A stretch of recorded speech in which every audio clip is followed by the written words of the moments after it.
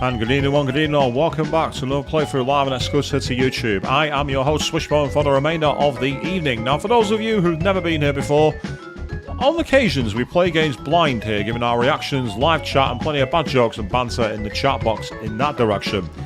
But tonight, we are playing through a game from my university and college years. This is Gran Turismo 4 on the PlayStation 2. We're doubling down 2 nights in a row, and we're marching ever closer towards that big 100% completion. For those of you who've been here before, you'll see me take on the likes of Shin Megami Tensei 4, where I've often been curb stomped by demons. Whether you've been watching me go for all the Persona and Danganronpa games, maybe you were here for the weird, obtuse streams like Doki Doki Literature Club and Manual Samuel, or for the times I lost my mind trying to beat Crash Bandicoot and Sonic Adventure. Either way, a huge welcome back to all you people new and old. Without all of you people, this channel, it would be active, but nowhere near as interactive or as reactive. Already got Joe in there waving, saying, how's it going? It's going perfectly fine. So time for full disclosure. Over the weekend, offline, with the help of a few cheat codes and some high-speed mode, all the endurance races have been done. Yes, to actually do them legitimately takes a long time and a lot of effort and a lot of planning over months. As a streamer, it's not something that's really viable. So, in terms of position, in terms of our actual completion, I'll get my words out, we are at 85.9%, and you can see in my garage at the moment, I have an Alfa Romeo 147 GTA 02, because we're going to start with one of the only races in the Italian Marquise that we have a championship for. It is the GTA Cup. How many stars is the wanted level going to be? We're going GTA and Gran Turismo. Where's CJ and Trevor? Where are they all knocking about, I wonder? So we've got Grand Valley, Scabar, and Apricot Hill. Interesting races, definitely. So usual rules apply then. We are in a road car here. What's my fastest lap time going to be? And how long do you think a 2-lap race will take? So what's the fastest lap? And how long will 2 laps take me? It's Grand Valley East, 1.87 miles, and we're in a standard road car. You've got until the timer hits 30 seconds on the lap time. At that point, the guesses will be locked in.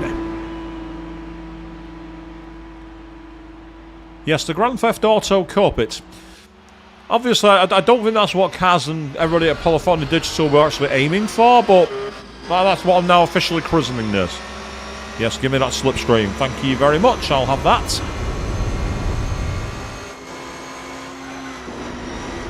Of course, this is a front-wheel drive car, so it's a bit of a strange one in terms of turning. You either get tons of torque steer and spin, or you get absolutely no turning angle at all because you get understeer. Front-wheel drive cars aren't much fun to race with. They're perfectly fine as a road car. In fact, they're almost invaluable in winter, because you can gain traction on winter highways very easy. But in terms of on a racing circuit, they're a bit more awkward. You'd like an Alfa in real life? Well, according to Top Gear, you've not been a true petrolhead until you've owned an Alfa Romeo, apparently. Not quite sure why an Alfa is the rite of passage of being a petrolhead. Maybe it's the case of keeping it going and everything you have to do to avoid them breaking down or something. I don't know what it is. Don't get me wrong, there are some classic Alfa Romeos. The 155 is a belter. We've already talked about that one previously on stream. The Giulietta is a beautiful car. And some of the classic Alfa Romeos from the 1940s and the 1930s, the gangster cars, they were really, really good.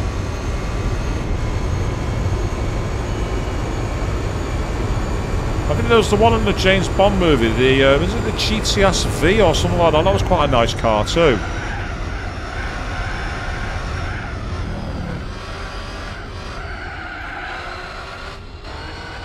Yes, they have a reputation for liking to rust. It's like Lanciers. They came in 2 colours, black and rust. It's the old joke. And it's not far wrong, to be fair. You buy a Lancia, it's either black or rust. Nothing else. I've not seen the 75 Turbo Evoluzione, but with a name like that, Evoluzione, I'm guessing that's Italian for evolution. I mean, that's a pretty egotistical name for a car, and again, hopelessly Italian when you think about it. It's like I'd love a Lancia, but I also don't want to spend my days with my head under a bonnet trying to make it fix. Because that's the problem with owning a Lancia. When they work, they're amazing. 99% of the time, they're horrendous. So it looks like we're about to win this one with relative ease. Hardly a surprise. Great start. This is what we're going to be doing for tonight's stream. There are plenty of little manufacturer races to go, because I get the feeling they're the main events that are left for me. Which is fine. That's cool. It just means we're going to have a variety of different machines on display.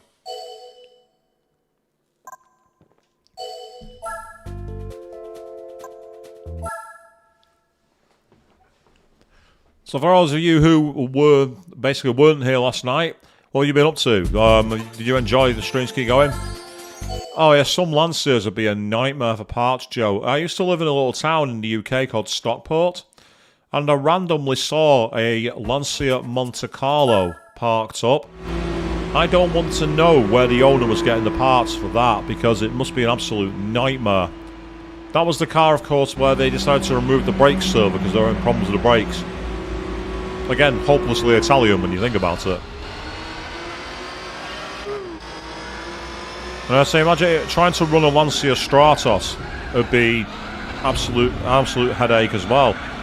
There is a thing though in the UK at Blackpool every February they used to do an event. I don't know if they still do it anymore, called the Legend Fires Rally, and they used to always have people turn up in rally cars.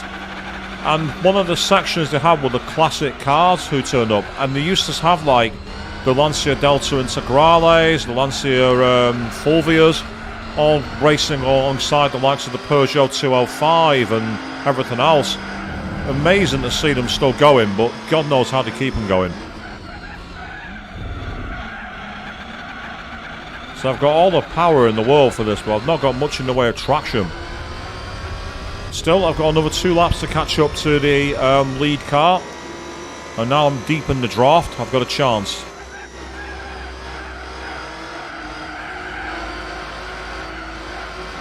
Because I'm on sports medium tyres. Because I didn't want to go on racing tyres. That would have been a bit too overkill. There's lack of grip here, which is fun to drive. Don't get me wrong. It's when you get it right, it's really fun. But you run out of grip very, very easily. Yeah, I wouldn't be surprised if you own a car like that, Joe. You surely got to strike a relationship with a mechanic, don't you? Someone who can get you your parts. If you run a classic car, keeping them going is one of the hardest things. It's kind of, I don't know if you've ever seen the documentaries on the guys who own cars in Cuba. Some of the ways they kept the likes of the Chevrolet Corvairs and the Ford Thunderbirds going after the trade doors were slammed shut. I don't know how they did it. The footage that you've seen of them like making new car wings and chopping up rooftops and things like that, it's just insane. But they always say that you do what you can to survive, don't they? You adapt to your needs, and that's one example of it right there.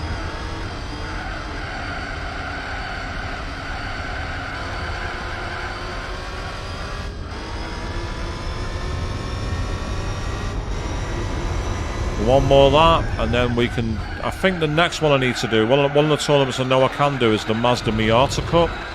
I had to get a Mazda for the endurance race that I simulated here, and I can use that car. I actually did simulate that one, to be fair, and it was quite easy. Gave it to Bob, and Bob absolutely dominated it.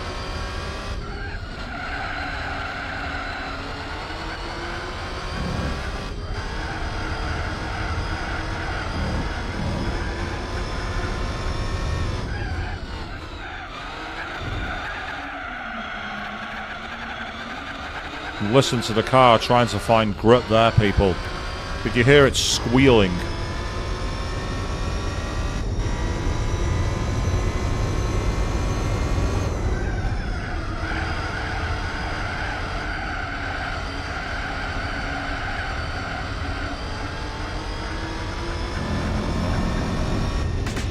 Yay!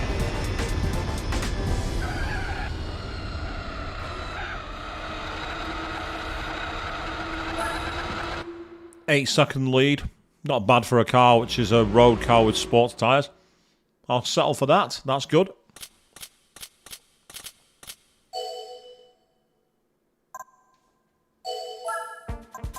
Got one more race in this little tournament, and then we can go and do the Mazda Miata Cup. And this is literally what we'll be doing. We're hunting down the races, trying to find our way to get closer to 100%. I don't know exactly what I've got left to do for that. I do get the feeling a lot of it is the manufacturer races. I'm pretty sure the rally races are done, but I'll double check that. Oh, we got a grid start. Excellent.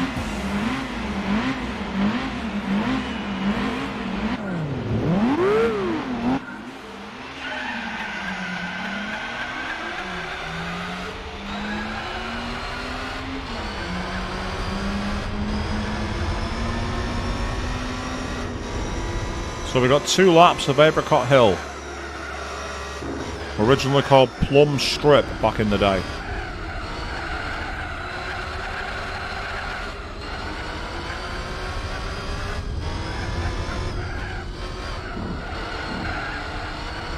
What I still want to know is why in Gran Turismo 2 the drag racing mode was cut.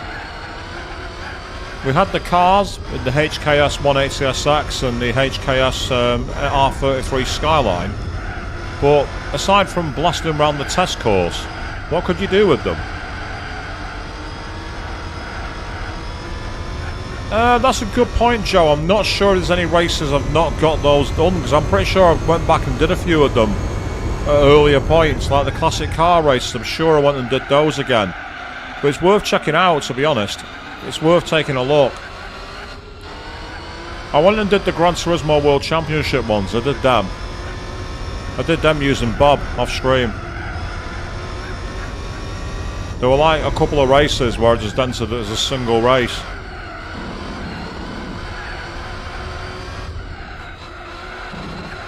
Oh yeah, the gold Drag 8 to 180SX is hilarious in GT2. You're not wrong, Joe. It's like you're literally the only way around the test course is to wall ride in it. I think that's literally the only way you can get around. It's insane amounts of power, but you can't use the damn thing. It is completely useless. For a laugh, I tried entering it into a regular car, event, and it literally would not turn a corner. There was literally no turning circle at all. I think even the moon turns more quickly than that car does.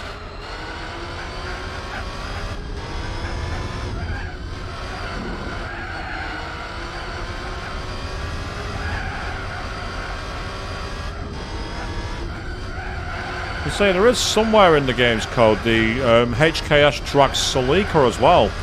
I don't quite know how fair that would be. A 4-wheel drive drag car, so you have instant traction to all 4 wheels and a ridiculous amount of power. It would be a tad unfair, I think.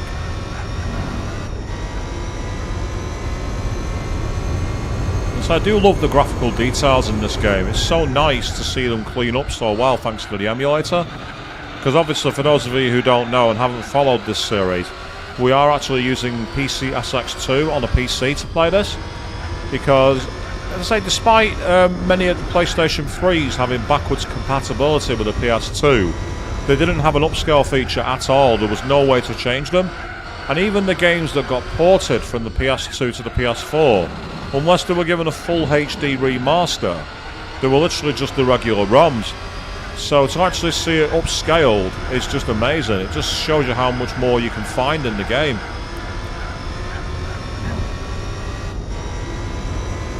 But with that, we are going to complete the race.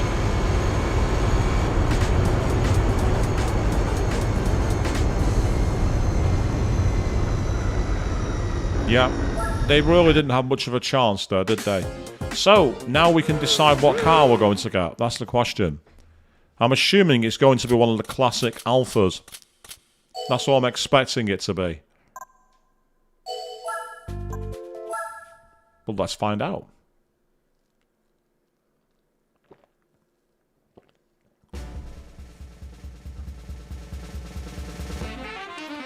Yep, it's the Alfa Romeo Giulia Sprint GTA from 1965 in a pearl white. I could have looked out on a better colour than that, couldn't I? I think it's because of the little clover. The little clover on the side of the red, with the red, like the white colours, doesn't look very good. Still, we were at 85.9% completion. What does those 3 races take us towards? Let's find out. 86.4. Oh yeah. Now we're gaining traction, people. So now we're going to get into the Mazda Miata. Isn't that a nice car? Doesn't that still look fresh to this day? Beautiful machine, the Mazda Miata. Or as we know it, the Mazda MX-5 here in Europe. And then in Japan it was known as the Yunos Roadster, I think. So I don't understand why you've got such different naming conventions for cars. The Miata, the MX-5 and the Yunos Roadster. Weird. Yep, so there we are. It's a Mazda Miata Cup, and it's a championship race, this one. It's not individual races. So we've got multiple races, so let's get started at Twin Ring Motegi. I'll be interested in seeing how this car handles in this tournament. Because it's a championship race, we could actually qualify, but I'm not going to bother.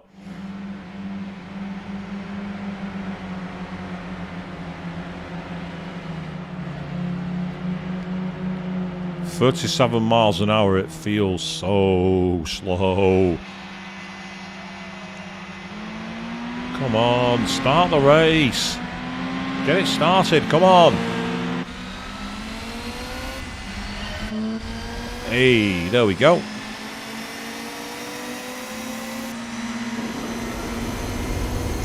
It's actually got loose steering, this car. It feels quite loose. And the brakes just don't work. The downhill brakes do not work very well. I bet Miatas are very fun to drive, actually. They got like little pocket rockets. Like, you know, compared to other cars, like what other cars are similar to it that you can find quite easily? The Fiat Barchetta, maybe. The Alfa Romeo Spider, the Lotus Alarm, if you got one of them from the 1990s. Other than that, I'm not really sure. Oh, the serious locking up then. The locking of the brakes was awful. Those pop-up headlights too, they're so cool. Meanwhile, good evening, Alistair Jack. I'm absolutely fine, mate. You say you've been okay? Are you sure? Everything alright, mate? I say so far so good. I've mostly been at work, so you know how work is. Tomorrow night I'm not going to be on here because I'm actually out with work at the what we call the Christmas markets here in the UK. Basically, it's kind of like European German markets. We're doing that as a night out, so that's why I'm streaming tonight instead of Friday. But we will be back on Monday with a brand new game. For those of you who didn't see the community post or last night's stream, we're doing a new game called Sea of Stars, which is a very old school Chrono Trigger, Secret of Mana kind of game. I'm really looking forward to playing it. I very briefly tested it just to make sure it worked. All absolutely fine. Right, this time I'm going to stop before the 50 meters. Or I'm going to try to. But the car just would not stop. The brakes were a bit mushy on this, it must be said. The brakes felt a bit mushy. Yeah, it's a game that came out this year, Joe. It was a freebie on the PlayStation Plus Premium. Really good. Oh, sorry to hear that, Arista Jack. I'm very sorry. Obviously, if you don't want to discuss anything, then don't. It's perfectly fine. I hope everything's okay and that things get better for you soon, mate. That's all I'm going to say. It's interesting that you say that this track looks like an upside-down glue gun, Arista Jack. There's the Belgian Grand Prix circuit, Spa-Francorchamps, has the same reputation. It looks like a certain type of, it's like either a nail gun or a glue gun. I saw a picture of someone holding one and I couldn't see it anymore. And then of course there's the Las Vegas Grand Prix circuit, which looked like Spider-Pig from the Simpsons movie. And if you haven't seen that before, you're now not going to be able to unsee it, and you're welcome.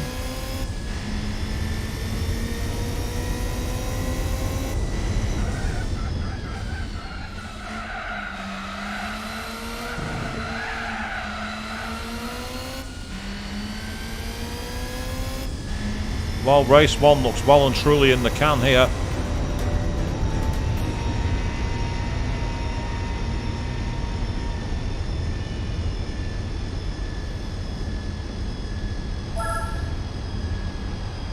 I've got the most modern Miata, so I absolutely curb stomped her with a brand new car.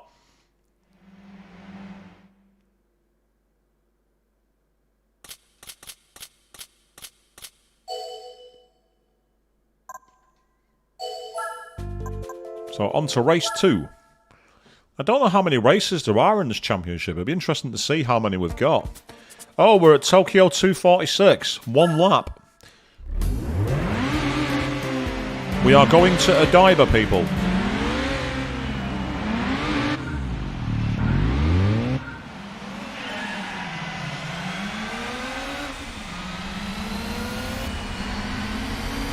That's right, give me your slipstream.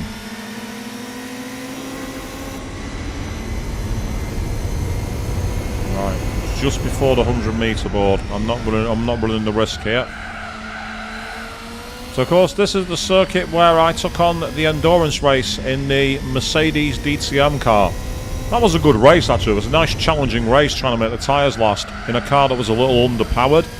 I actually really liked that race. It was a good one. Had I done it in like the Audi DTM car or the Mercedes CLK GTR, it'd have been way too easy.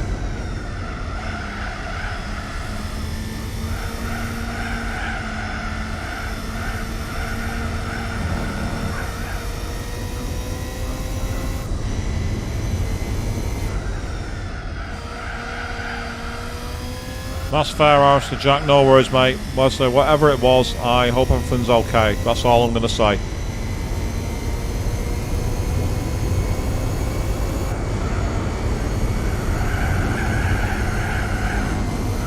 I could have taken that a little slower. I'll get away with it, but it's not the cleanest lap.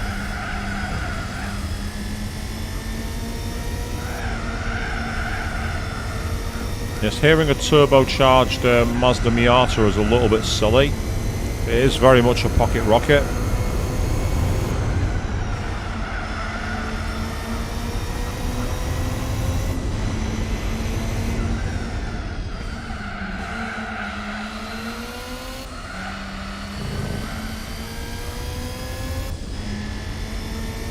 And here we go. Can we finish this lap in under 2 minutes? I don't think we can.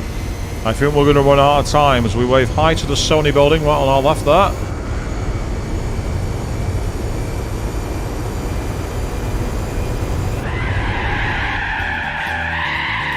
Yeah, let's do a celebratory J-turn. As the flat crowd look right back at us. Oh yeah.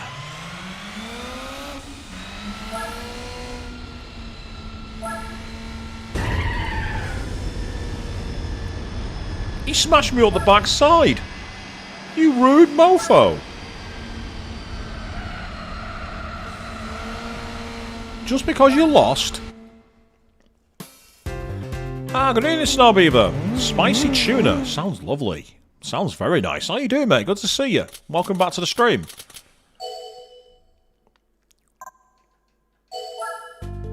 I had a hot falafel baguette tonight for my tea, so Sarnies are good, and it's the Clubman Cub Root Stage 5 return. That made no sense. I didn't get a single word correct then, apart from Clubman, so that was rubbish. Never mind. Yep, there's Southport. We're back in the UK, people. We're going to Southport.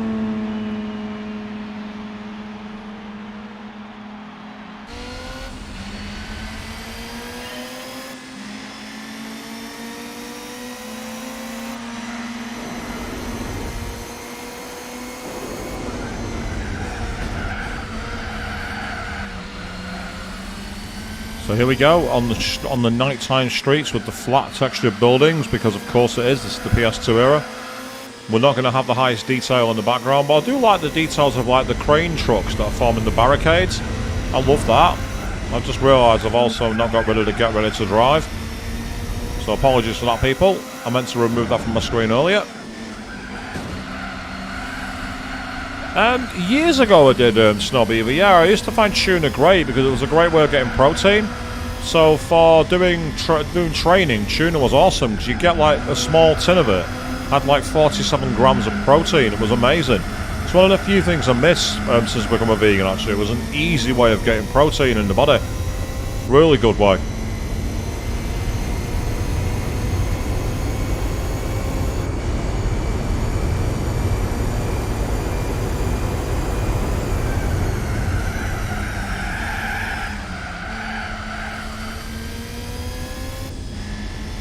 Our tuna used to always come in salt water though, known as brine, and you had to drain it off, which made it look unappetising, it must be said, but it was still nice.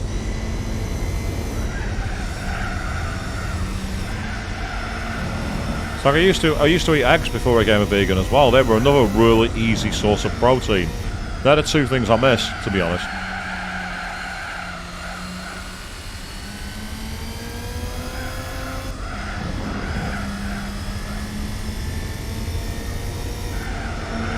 I sound like Akihiko in Persona 3 now. Next thing you need, protein. Next thing, protein.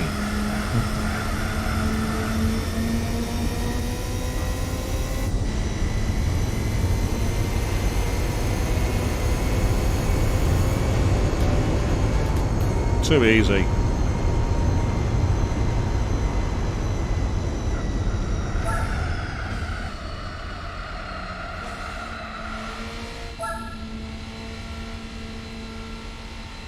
Now the question is, how many more races have we got in this tournament? I'm assuming at least another 2.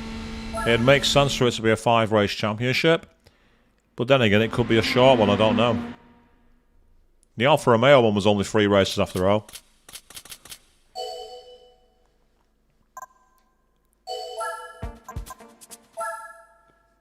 Either way, I think we're already champion, so we just got to keep on going.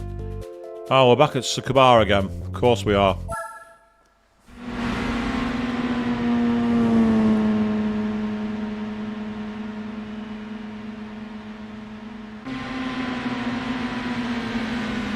This tiny little circuit has seen many online chaos in open lobby races. I've been there, it's been hilarious to watch.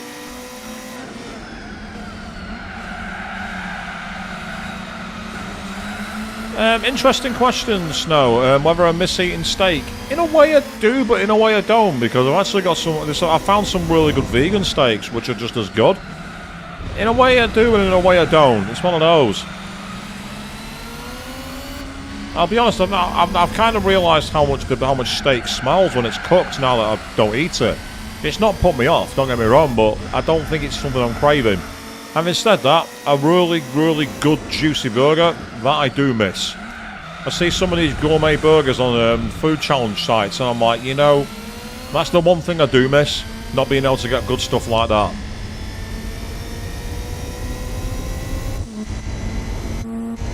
Once again, I forgot to do get ready to drive. I do apologise, peeps.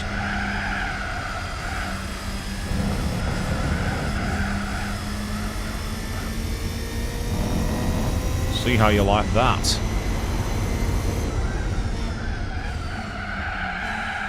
Yeah, speaking of racing, there's been a bit of news about F1 where Lewis Hamilton's come into the spotlight because apparently Christian Horner alleged that he approached them about driving for Red Bull, to which he said, "Nah, I dug an old phone out of my wardrobe and there was a message from him on it and I told him to talk to me another time."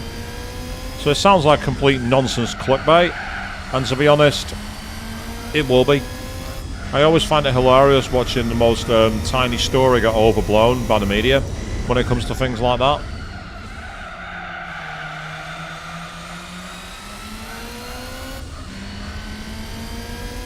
Oh, that's on the grass.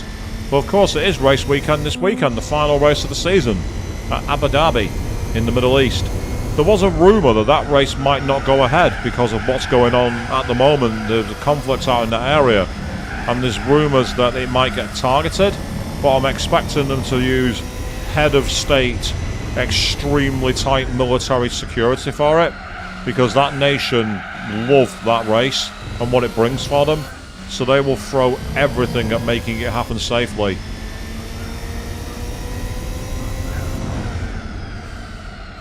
It's like Joe, years ago, I remember in about 2000, I think it was 2006 or something daft like that, Bernie Ecclestone went, "Yeah, Jenson Button's going to Ferrari." Complete nonsense. Not a single thing about it. And so how am I liking Rule of Rose, Snowbeaver? We actually finished it on the last stream. It was the final stream. I really loved the story. I thought the graphics were awesome. The music was fantastic. The sense of atmosphere was amazing. I just wish the combat was a little bit tighter. The combat was hair-tearingly frustrating. I would love them to remake Rule of Rose in an engine like Capcom's Resident Evil engine, the Unreal Engine. I think that game could be a bona fide survival horror classic reimagined for the modern era. I really, really liked it.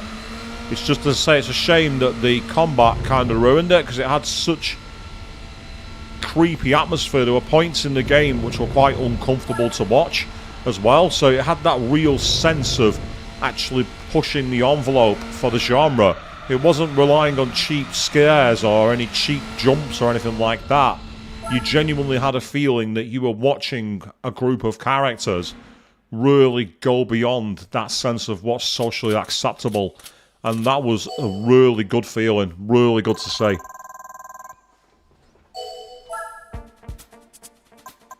Say, if anyone's got a PS2 emulator, it's well worth playing. It's well worth just experiencing it. Find a ROM and play it. Before anyone says I'm advocating piracy, here in Europe, most countries banned it. So, we can't play it any other way. Unless you're going to spend a lot of money in France for a copy of it from the French region, because they didn't ban it. I think France and Spain are two of the countries where it wasn't banned, but a lot of countries in Europe banned the game outright. It was just banned. Now, somewhere in the UK, there is a magazine that has a press copy of that game in English to run on the PAL region. That press demo, that press disc will be worth an absolute fortune. Whoever at PlayStation Magazine has that disc, you are sat on a gold mine. A press version of that game will be rarer than myrrh.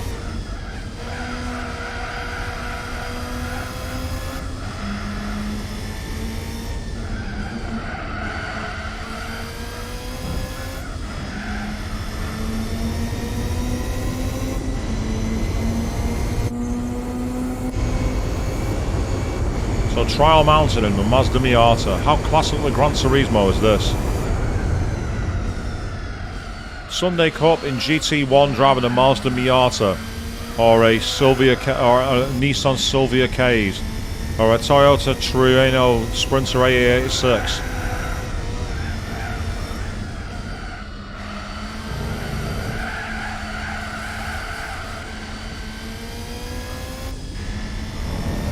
Two blokes in a boat. Wave high.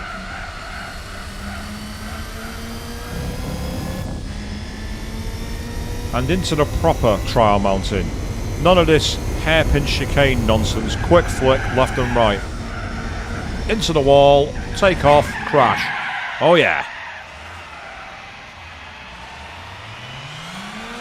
Lies of P. I've heard of that game, Snob. I've not actually played it. What's it like? I've heard of it, but I don't know much about it. I mean, I'll be honest, if it's anything like Dark Souls or Demon's Souls, I'm probably not going to play it. That one streamer did of Demon's Souls put me off. I just didn't connect with the game at all. It just wasn't my game. Not that I'm going to yuck someone else's yum, because I know that those games have a lot of fans, and that's fine. It's just not my game. Totally not for me.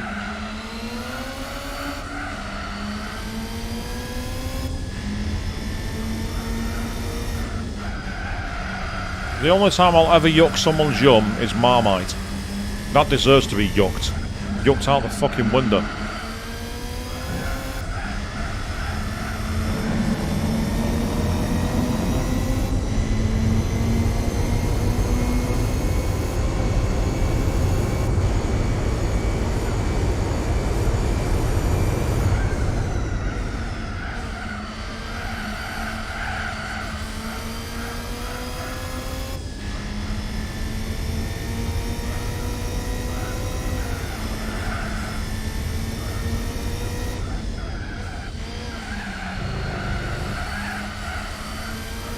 Excellent, down we go. Almost at the end of this race and potentially the end of this championship. This time I'm actually going to try and brake going through the chicane, because this car just doesn't have the turning circle to be able to get through at full speed like a flick. It just doesn't have the downforce. But that's more like it. Much smoother.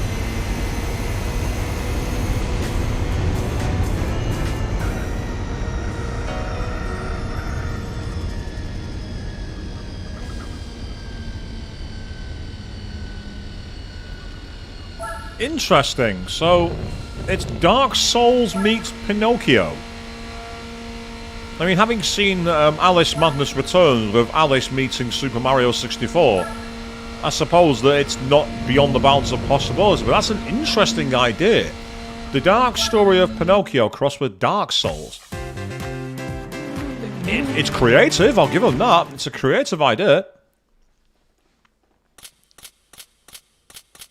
Nice to see something more unusual done in the modern world. A lot of gaming sometimes gets a bit too safe, and it looks like we're at the end of the championship, people. So, we've been in the Mazda Miata MX-5 Cup, so I'm expecting some kind of Mazda Miata. Maybe a 1980s one, or possibly even a low-value car. Let's see.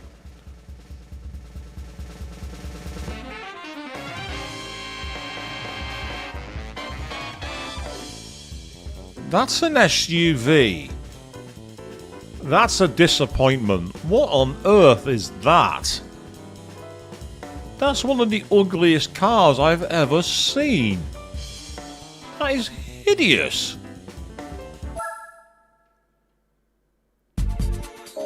That's a disappointment. That's disappointing. I expected better than that. Yeah, big Miata. It's like when Porsche made the Porsche Cayenne by making a 911 wear stilts. Now we're at 87.4% completion. I want to see if we've got any Mitsubishis, because I think I've got some tournaments in the Mitsubishi to deal with. I've got a couple of Lancers, the FTO, I've got the Pajero and the Starion. Right, out of curiosity, let's get in the Mitsubishi Evo 4.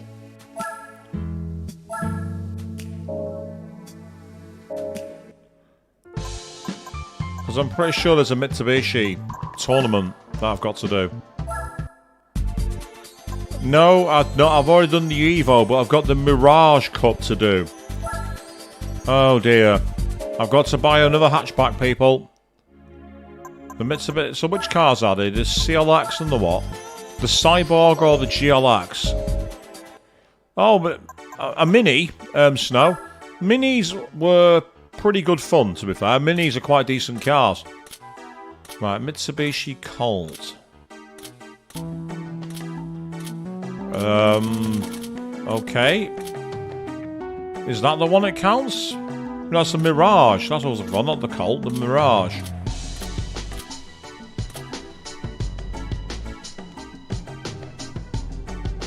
What the... What on earth is that?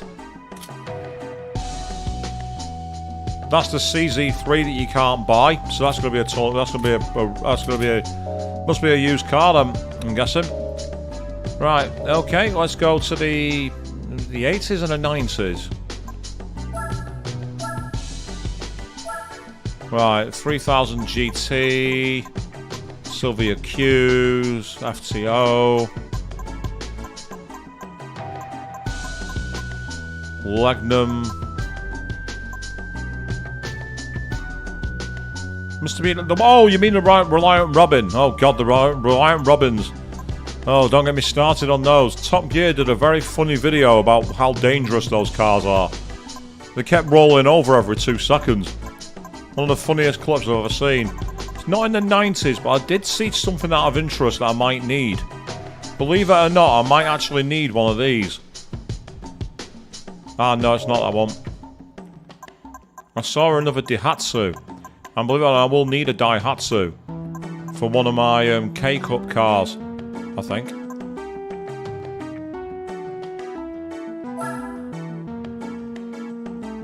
Oh, yeah. Pretty much, Joe, that's pretty much what happened. It just didn't stop. What's in the used car 1 showroom? Toyota Sleeker, quite a few Skylines, many Skylines. Evo, MX-5, RX-7, Sylvia Q's, FTO, Evo, 3000 GT. It's not looking good, guys. It's not looking good at all. I'm not finding it. What about the historic showroom? See if it turns up here. Skyline, Sprinter Terreno, RX-7, Celica MR2. The Volvo 240 Estate, which I've got. I've got one. A Galant. The Minica. No, it's not in any of them. God damn it. Not a single one that I need. It looks like I've run out of luck on this one, so it's the Mirage. Or the Mirage Cyborg or the 1400 GLX. Unless it's a classic car, but I can't see it. Hang on, is that the one? The 1400 GLX? Yeah, it is. I can buy a classic car. That's fine. I'll buy a classic.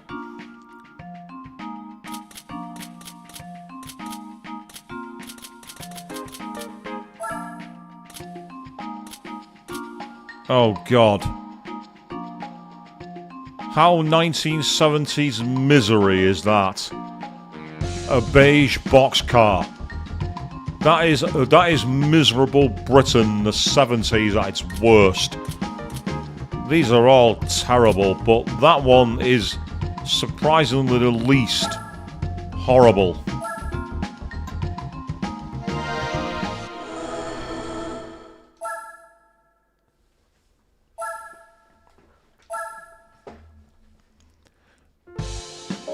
AMC Pacer vibe. Yes.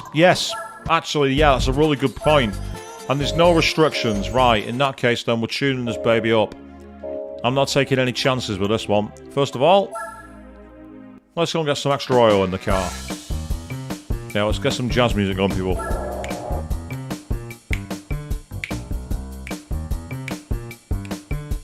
Yeah, it's very, very speakeasy.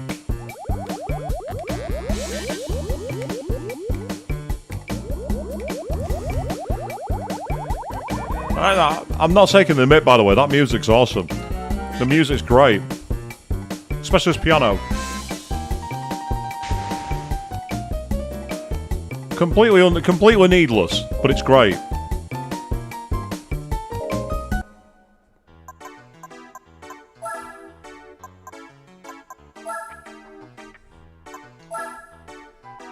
Right, let's make this car OP. Oh yeah, 91 horsepower.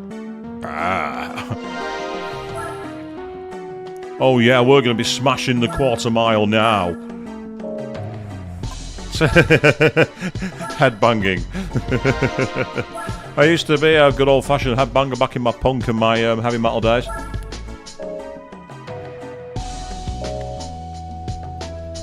That used to be something I used to do a lot of. I could put a stage 2 turbo in that gets it to 180. In the naturally aspirated, 170. I'm actually going to go with natural aspiration. It's an old car, so it might have turbo lag. So it might be better to get it with some more traditional horsepower.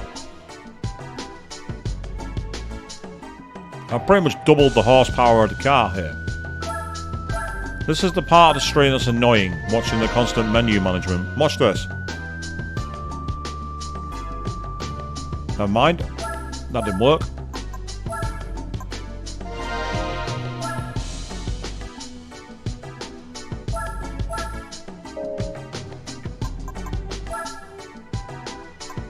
I'm not bothering with the transmission. In fact, that'll do, I think. We've got plenty of power. That's all we need.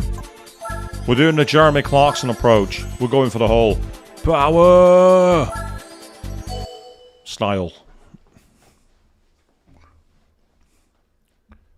So into the championship rules. Let's see where we get taken first. Oh, back to Sakabara again. Why am I not surprised? Yes, here I am in a car from the 1970s. 4 years before I was born, this was rolled off the production line, people.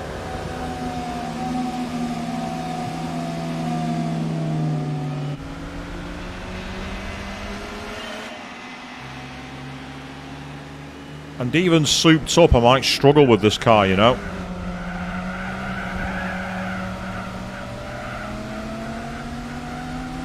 Bear in mind, I've tuned this car.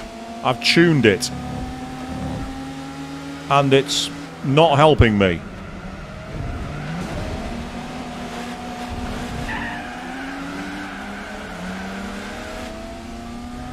I have actually tuned this car, and I might not be able to win this race.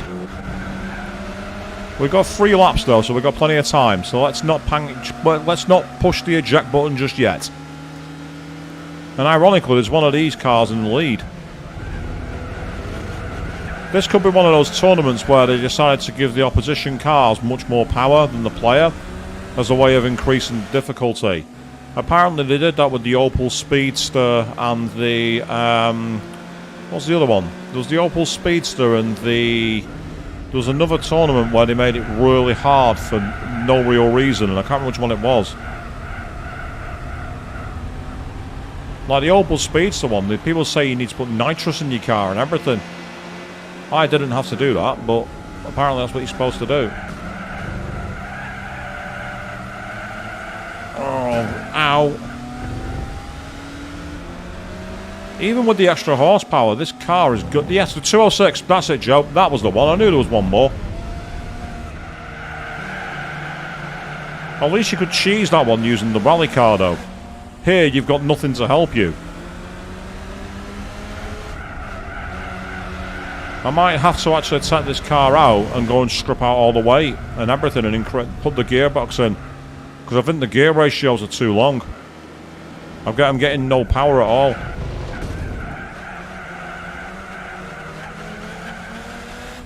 Though the old use the other car as a brake option can always work. I just don't think I'm going to catch that one in first. I mean, let's see. We might get lucky, but I can't see it. I may have to abandon this championship and start again. Put racing tyres on it the whole 9 yards. Because it seems that unless you... Well, the only other option, of course, is to qualify. Qualifying can make all the difference too.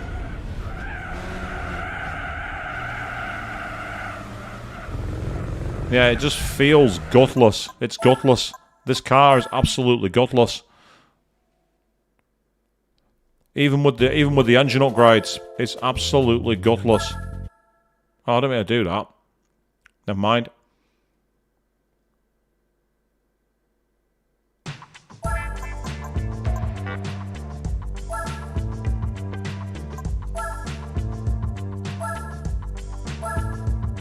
Yes, we've withdrawn because the car's not good enough. We're going to fix it. Right, first of all, let's change the drivetrain.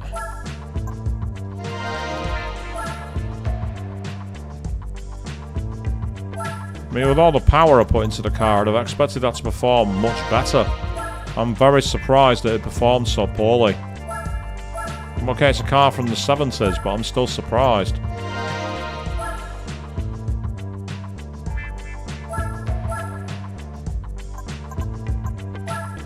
Well, this time, I'm going to put all the upgrades into it because I can afford it. We'll do it that way.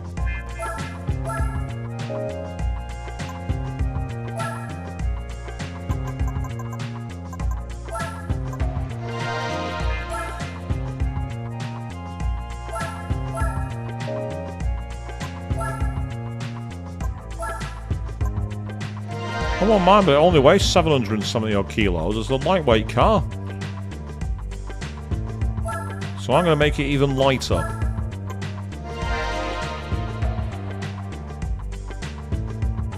Increase the power to weight. So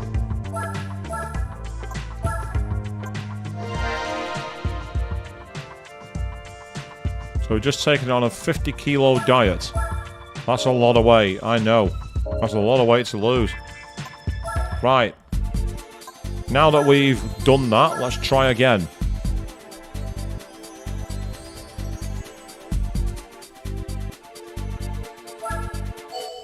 Only this time, I'm going to do something.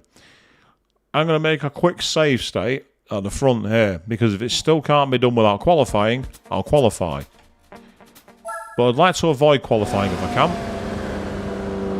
Right, so it's now an 8-point race.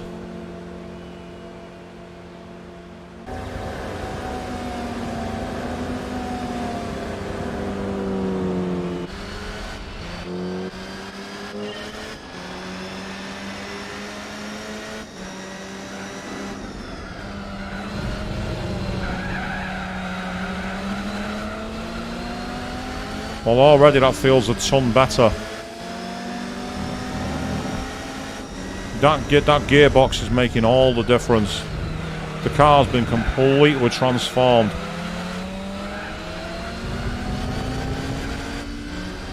It's insane. I've not done that much to it, but the weight and everything else. Look at the difference already, people. Look at how much faster we are.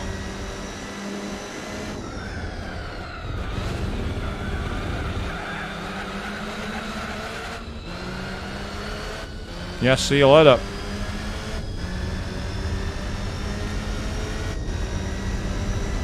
In the words of Karen from Shin Megami Tensei 4, Maka opens all doors. Or in our case, credits open all doors. Yeah, I have racing tyres. I have a faster gearbox, but I also need to change my gear ratios because they're too short. But we'll do that on the next part.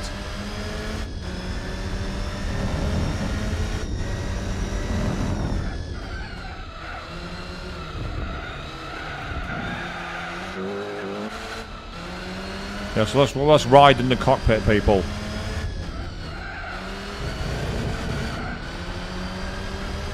We no longer have a mirror.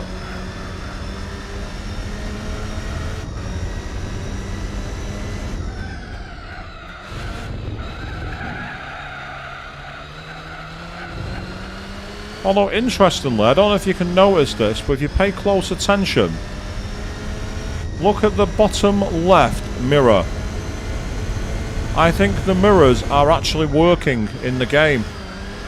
Oh, there's a primitive version of it. It's not just a static image. Watch the right-hand mirror for the cones. And the signs. I'm just trying to see if they actually are there. The answer is not quite. There's like a layout for the ribbon of tarmac, but that's all there is. So they've not yet got to the point where they could have actual live mirrors in the car. So the mirrors, sadly, aren't that much use, and it's a shame. Because this will be one advantage of this car, where the mirrors are actual wing mirrors, not door mirrors. So nice attention to detail that it's there. It's just sadly not complete. You can see the rumble strip occasionally though. So I mean, pay attention to the left-hand mirror in a moment. Actually no, sorry, the right-hand mirror.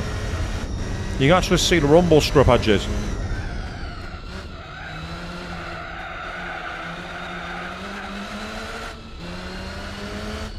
So that's a beautiful little attention to detail, especially for the era of the game as well, the PS2. That's actually very impressive. Doesn't sound like much in today's era where you've got like 4 different types of internal camera view, but for the PlayStation 2, that was radical.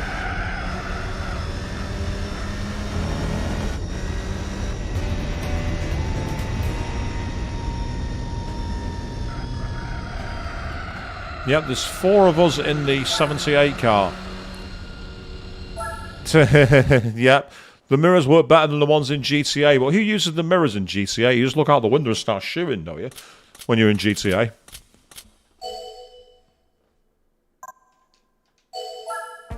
So, next race in the championship. Autumn Ring, 2 laps. Is it the full course? Or is it a minor course? I don't know. Either way, I need to change the gearbox because... Oh, yeah, that's way too short. Way, way, way too short. Explains how I was able to overtake at the start because my acceleration was amazing. But it also explains why I was topping out at 100 miles an hour.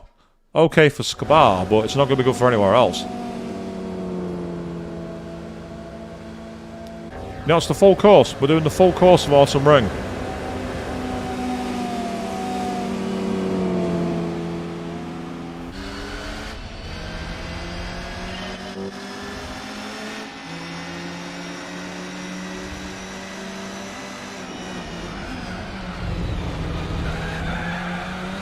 That was a nice little dive up the inside there. Very professional.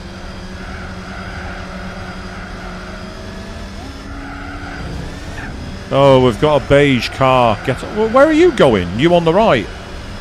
How far off course do you want to go?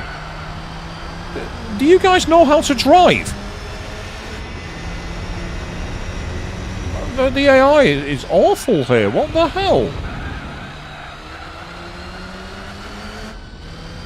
Don't get me wrong, it's nice to see that they are actually going off circuit and making mistakes. How many times do you see AI where all they do is follow one set line perfectly? It's nice to see the mistakes being made. I like that.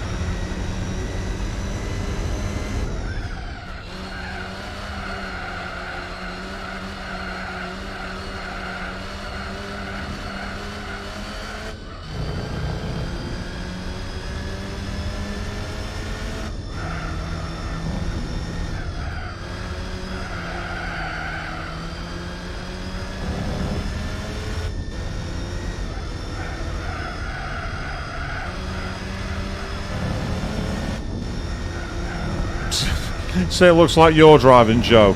I don't know, I mean, my driving's worse than yours. Surely you've seen the way I drive in this game. There's no way your driving can suck as much as mine does.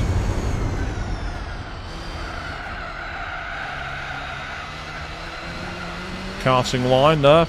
Not going to make me any faster, but it's okay.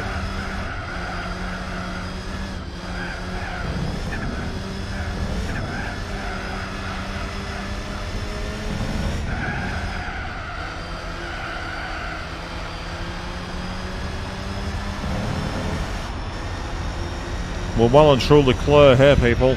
They're not getting anywhere near me at the moment. Because again, they've gone off circuit. You can tell by the little bauble. It went outside the map for a second then.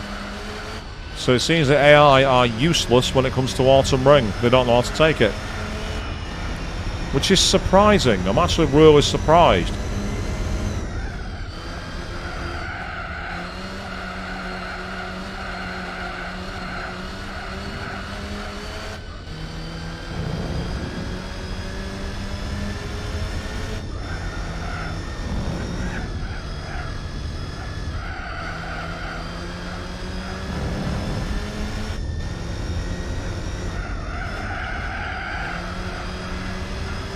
But you can see how far ahead we are at the moment. They're not even close.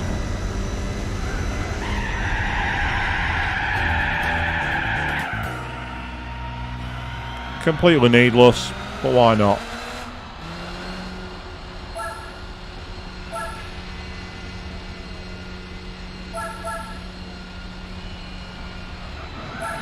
We are once again in the lead of the championship, 8 points clear. Things are looking a lot better now that we've souped up the car. Stripping out the weight, adding the tyres, made all the difference.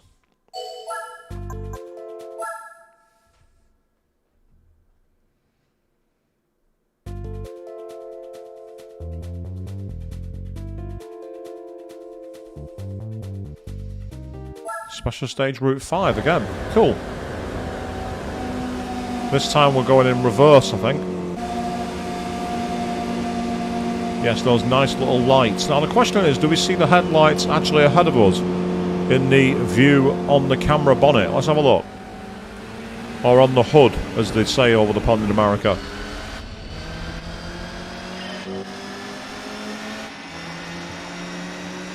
Not really, we don't really see the headlights. Oh, what a stupid place to brake. You didn't need to brake there, you imbecile. You weren't going anywhere near fast enough to jam on the brakes like that. You guys are driving way too cautiously. On the last circuit, you were happy to go miles off the road and throw the car into corners. Here, you're driving around as timid as 85-year-old women. And 85-year-old guys. Basically, someone who's way into the octogenarian driving. But there's an idea, actually. Oh, well, that could be quite interesting. How fast is the generational gap? Get, you know, like young professional drivers in like Vauxhall Astras, and put them up against like octogenarians in BMW M5s and Bentley Continental GTs. I'd be interested who'd win that race. That could be quite entertaining to watch. And no, I'm not the underwriter for the insurer, and I'm not paying for the cars. Might be my idea, but I'm not bankrolling it.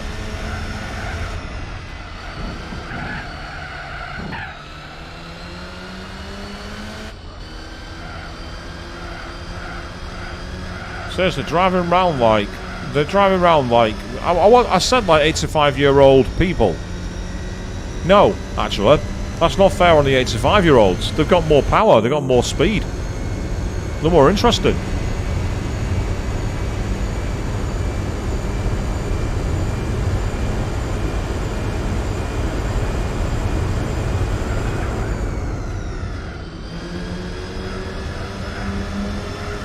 We have a decent top speed in this car, but let's say, oddly enough, now that the weight's been taken out of it and we've got the racing tyres in it, actually feels a bit better to drive, to be honest.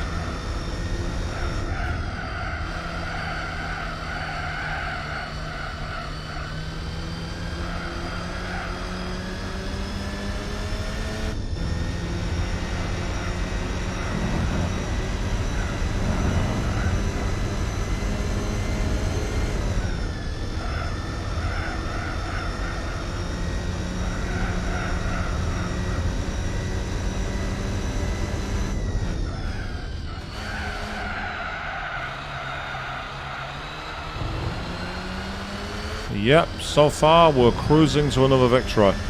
Seems that there's like a weird peak in this game when it comes to difficulty. You either slightly underinvest in the car and it's a no-hoper, put a couple of minor things on top of it and the car's so OP that nothing can keep up. The difficulty is very much on a knife edge in this game. It's a bit like in Shin Megami Tensei 5 with the level scaling. If you're 5 levels under a boss, you'll barely do any damage to them, they'll cane you in 2 turns. If you're 5 levels above them, they'll barely damage you and you'll cane them in 2 turns. It reminds me of the level scaling in an SMT game.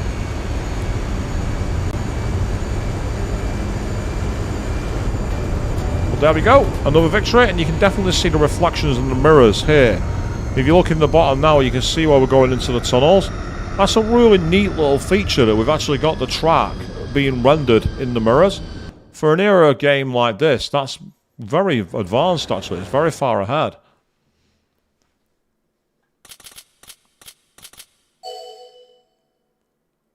So that's another 2,000 credits. Money for me is not that big a deal, it's more completing the events, that's what I need. And we're at Laguna Seca. Ooh, this could be interesting. Little pocket rockets around Laguna Seca. 2 laps as well. Oh, look at that. My driver's getting impatient behind that Mirage driver. He wants them out of the way. My driver's not happy.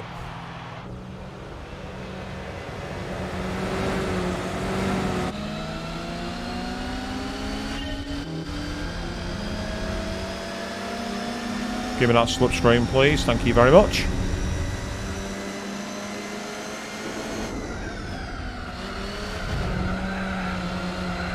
Take the Formula 1 line deep on the inside, rather than the MotoGP line.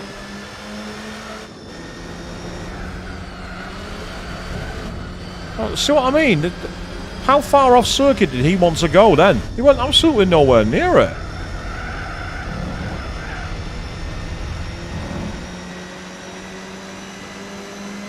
I say it's great that the mistakes like that from the computer drivers are in the game. Oh. I had to take evasive then. No matter, we got past him, that's all that matters to me. And this corner here, the kink, is the site of the weirdest crash in history, where a gentleman spun a Ferrari F1 car, hit the wall, and there's a photo of him with his legs dangling out of the front where the nose cone should be. That was at that corner. One of the weirdest accidents in history. It's used as a clickbait thumbnail a lot of the time on YouTube. The actual incident itself was very benign, but it's just such an unusual image that it's been taken out of context by everybody. It's like when you see these like fake roller coaster crash videos or things of that nature. It's just pure clickbait. Although I must say actually, speaking of clickbait, here's a segue for you. I'm running out of patience with people on YouTube spoiling Persona 5 Tactica.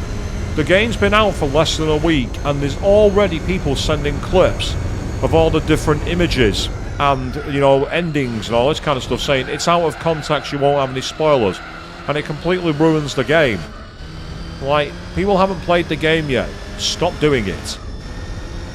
As far as I know, Joe, yeah, apparently the driver got away, was absolutely fine. As I say, it was just a weird incident. Like, there's a video called Investigating F1's Weirdest Crash, and it's not actually F1, it's just in an F1 car. I saw it on that, and I was just watching it, and I went, I've seen this clip before, but what is the story behind it? Because being an avid fan of F1, I've seen a lot of accidents involving Ferraris, and I don't remember any of the cars on circuit looking like that, and then I found out why. It was at like a demo event in 2000, is it 2004 or 2005? And that's part of the reason why so little is known about it, because aside from a couple of trackside photographs, there's no footage or anything. So it's become lost in the annals of history as a result, which is probably for the best, to be honest. People might think it's all good fun to look at, you know, accidents in motorsport, but a lot of people have lost their lives and been very badly injured. So while it might seem funny, when you actually look at it more seriously, it's like, yeah, actually we don't want to see that.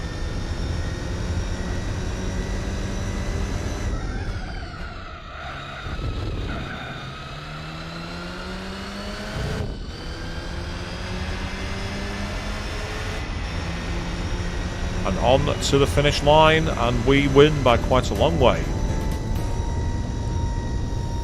The Mitsubishi Mirage. Nice name, don't get me wrong, the Mirage. Good name for a car. Very good name. It's a shame it looks like an absolute box.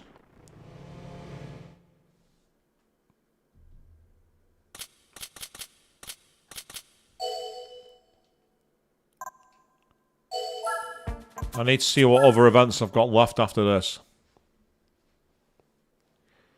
Ah, a hybrid Nissan 350Z destroyed the Laguna Seca lap record.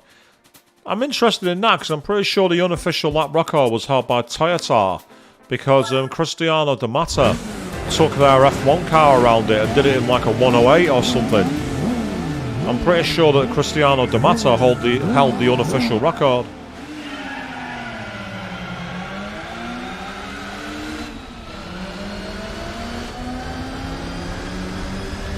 What was the time then, if it destroyed the record, Joe? I'm curious.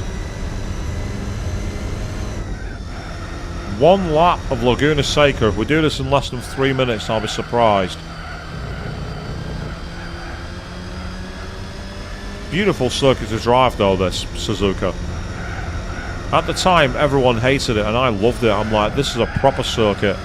I feel like I'm actually doing some proper driving.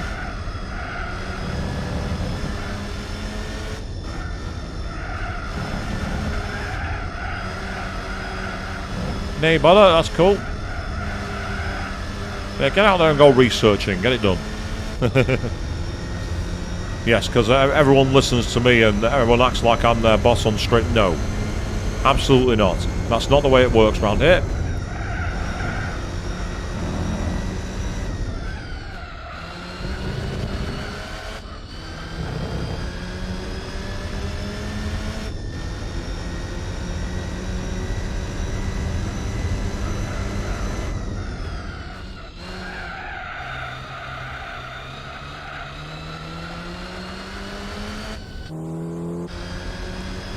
Yes, we are in front. We are in the lead. That's where we want to be, right at the front. Taking it up a notch every single time.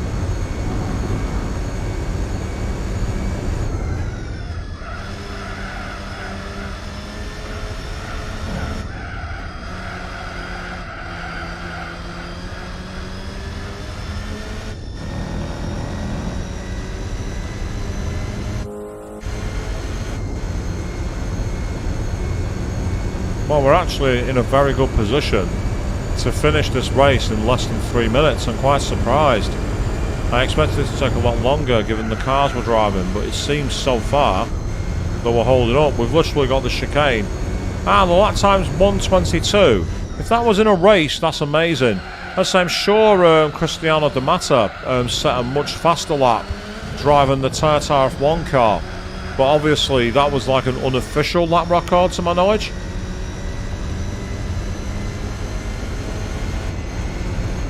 Yep, 2:34. Not bad at all. That would be an excellent way to finish this tournament, this mini championship. With 5 victories from 5 races. Oh yeah, Gokai, as it's known in Japanese. Yep, that's the end of the championship because there's the final prize. Yeah, sure, definitely show me a picture of the car. I'll check it out at the end of the stream. No big deal.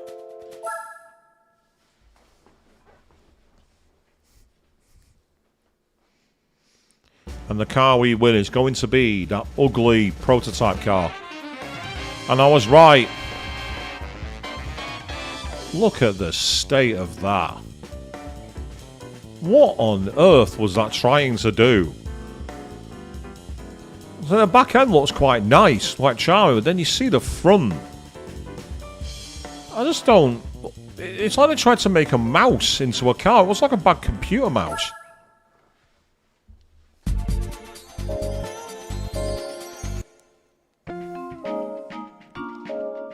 So the question now is, what is our completion status? 88.4 people.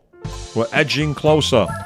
So the question is, which other tournaments have we yet to do? Oh no, Daihatsu have one. Oh, there's 2. We need the Cooper, the Copen, and the Midget. Oh no. Okay.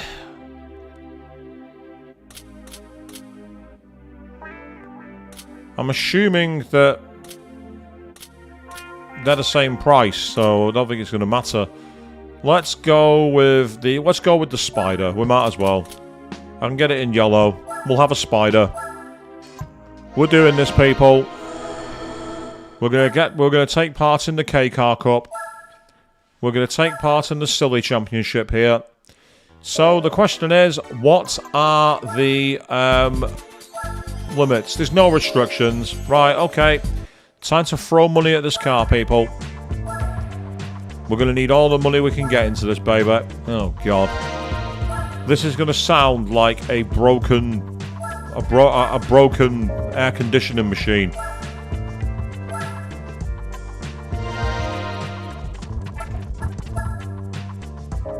I accidentally hit the frame limit removal then. So apologies for the noise.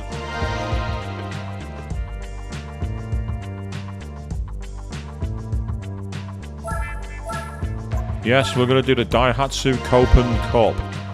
And then somehow we're going to do the midget race as well. Ugh.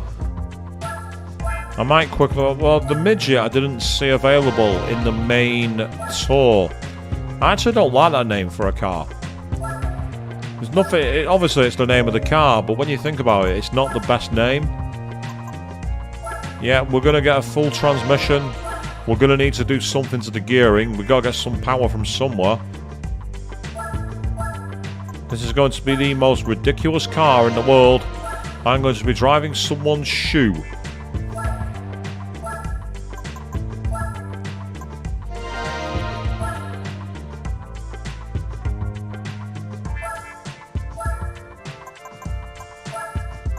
Let's get a full limited slip diff, because why not? Not that I use the damn thing, but we might as well get it in the car anyway. Oh my god, I can give it a stage 3 turbo kit. It gives it an extra 50 horsepower. Wow. For a stage 3 turbo. We've got the tiniest engine in the world here, people.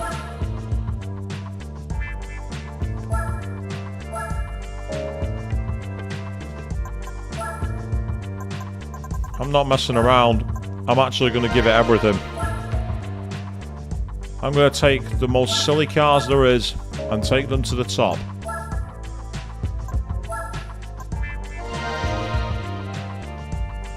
Although, interestingly, this car is heavier than the Mitsubishi Mirage was.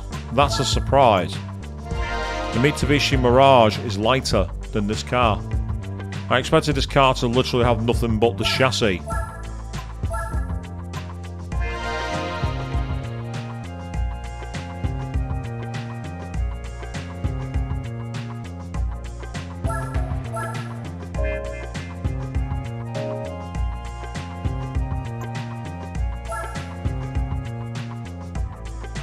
Oh god. I'm guessing I'm going to have to find a midget in the used car dealerships. It's the only place to find one, I think. Oh, a low mileage Mitsubishi Toyota Supra with only 6 miles on the clock, so it's like new. I might buy it but not use it, just for the sake of it. But it's low mileage. It's so low mileage, I'm going to get it into my garage as an antique.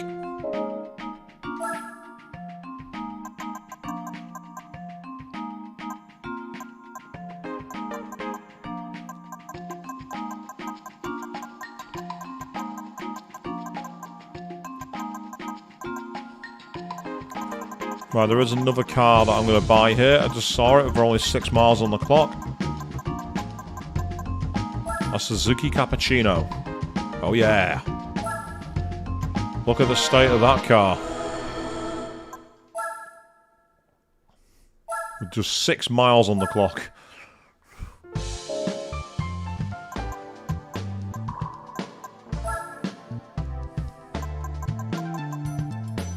I'm just trying to see if the Daihatsu Midget is in here anywhere.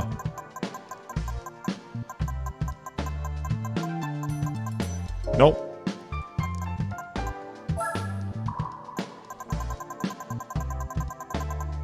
Nope, it's not in there either. Okay, never mind. Let's do the Daihatsu tournament.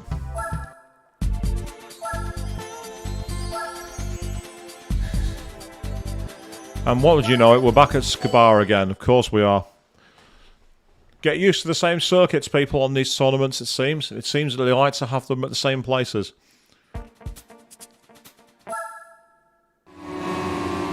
Listen to the sound of that engine. What's the point in selling me a Spider if then I'm gonna put the roof up? What's the point of that? Listen to those engines. They sound pathetic.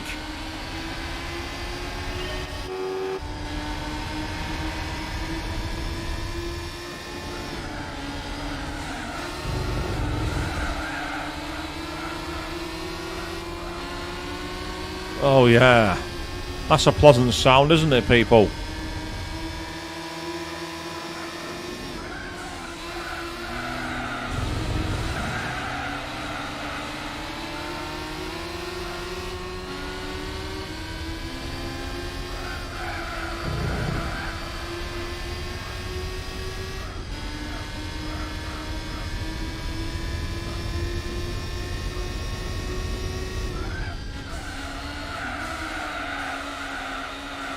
And I will say, it's not bad to drive, it's just slow. This is like the height of competition speed here, people. I am a highway star. Oh, yes.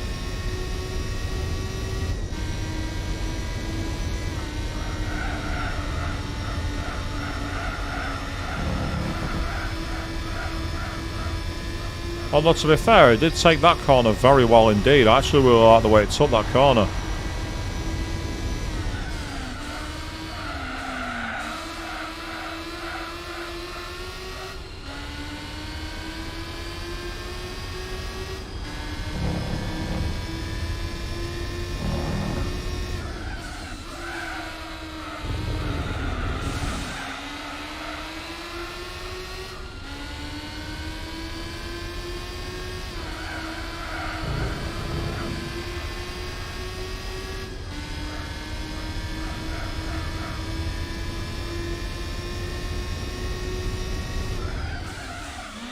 Oh wow, the brakes in this car are silly.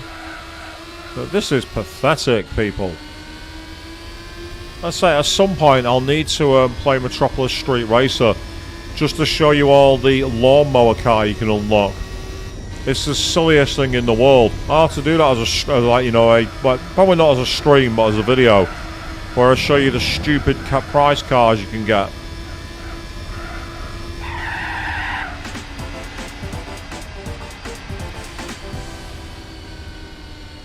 Wow. Just wow. Let's get this over with as soon as we can, people. Good lord.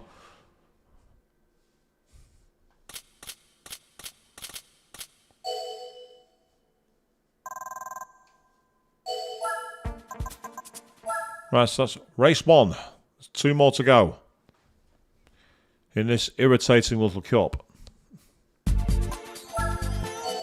I get the feeling, ironically, I'm going to have to do a race in the mini cup at some point in the British area, because I'm sure there's some tournaments there I've not done. Oh, we're at Motorland. Oh no, this is going to be very silly. Look at my driver. He wants everyone out of his way. Look at him. My driver's not happy. My driver's like, get out of my way.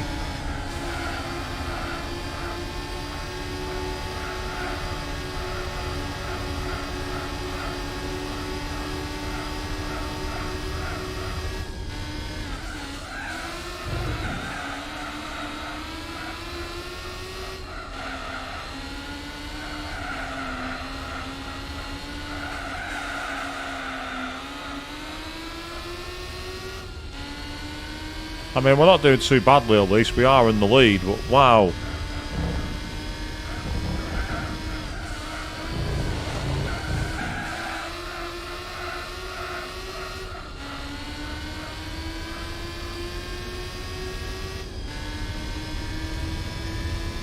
At least it should take us less than 3 minutes to do, so it's not too bad.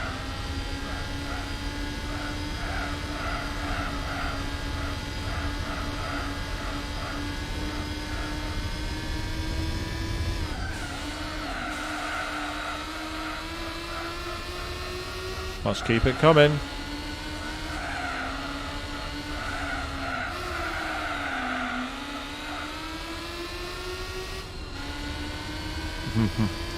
We're not going to lap them. That I can tell you for free.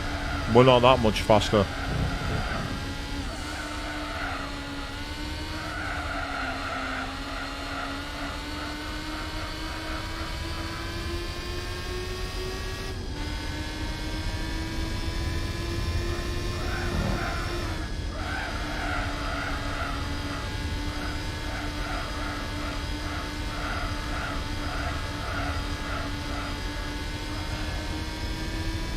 All we can do is keep waiting for this race to be over.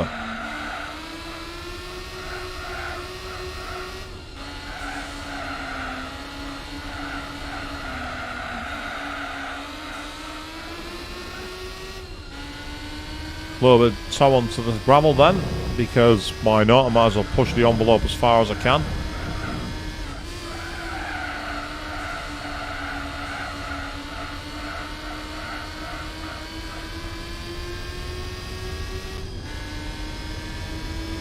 And there we go. That wasn't so bad, was it, people? That wasn't so bad.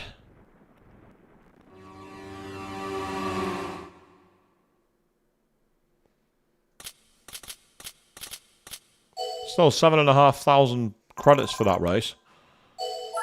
It's silly because the races with the Mirage Cup were like only 2,500. They were a lot harder. It's bizarre. It's really strange. So here we go. Autumn Ring Mini. That's where we're going. We're going back to the Autumn Ring. Oh yeah.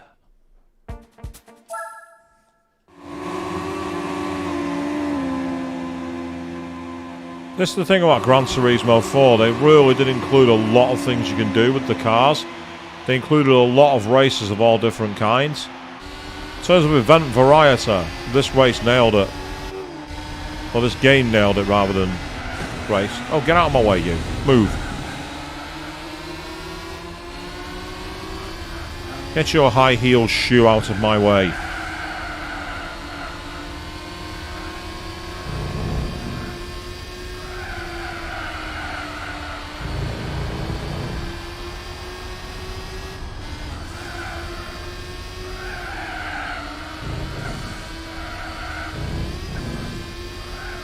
Now we're making smoke, people. Oh yeah.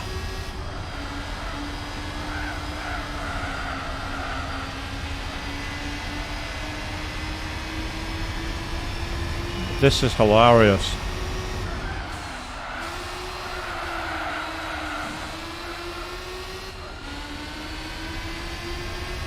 Makes me wonder if a prize cars only run of the classic games like GT1 is possible. I bet that could be interesting. I know that you can do it on GT2, because if you got all gold in the S license, you get the tyres of GT1. And in the International A license, you get the Mitsubishi FTO Limited Edition.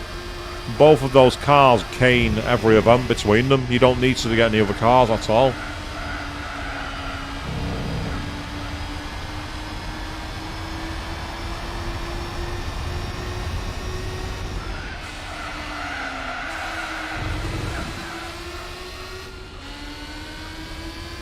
This is very, very good.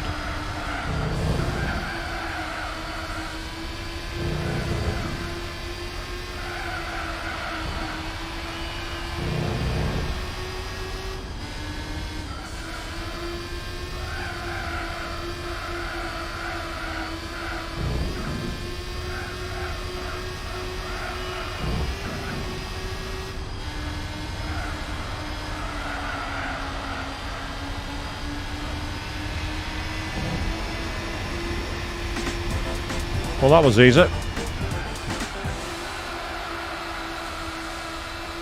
Money go boo in that one, to say the least. We've come out way in front. Are we going to get a time for how long it's taken them to finish behind us? No. No, we're not. They were that far behind. So what prize car am I going to get for this then? I can't get much, can I? There's not much that's going to be possible. I can't see there being much I'm going to get here.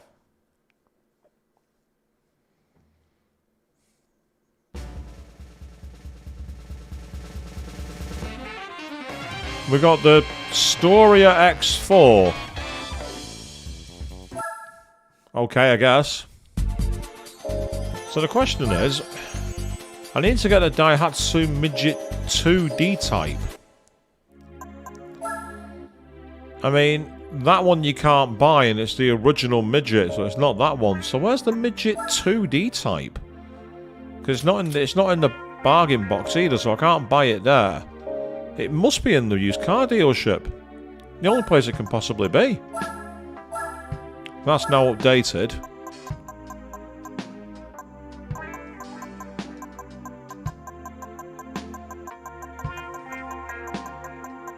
That's the Daihatsu Move. No, not in there.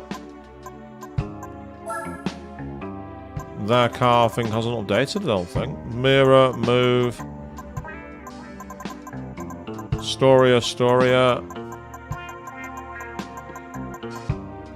again. I feel like these people who are playing GT7 wanting to get the final cars in the Legend Cars dealership, hoping they'll roll around. It feels very RNG, this, and not in a good way.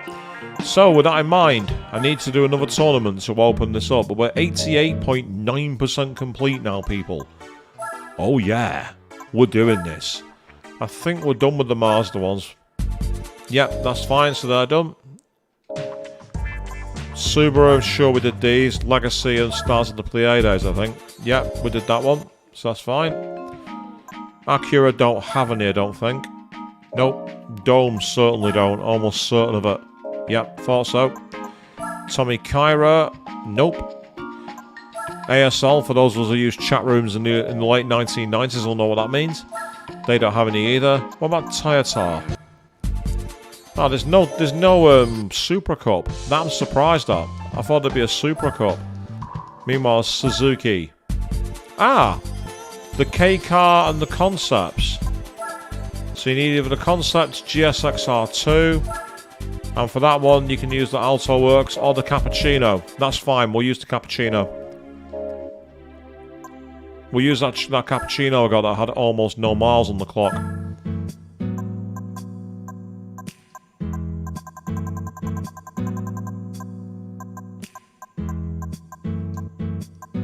There we go.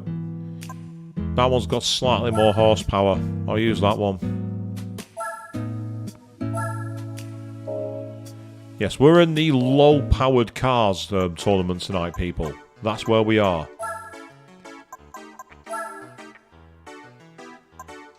The Gigachino. Well, let's boost it up. Let's go crazy. And maybe I'll unlock the concept car that I need for the next race, and if I can do that, then that's brilliant. And that can be another one that I can tick off the box. And so I don't know if there's many more races in the Japan tournaments that I've got. There might be ones possibly for Honda. Or I'm trying to think of anywhere else that they might possibly have not done either. We did all the Nissan ones, I remember that. They're all done. All the Toyota are done, the Subaru are done. These Suzuki ones need doing. Oh, there's that Daihatsu one, of course, I need the midget for it. Watch that be the only thing I'm missing at the end of the game, people. Watch that be the final race I need. The Daihatsu midget.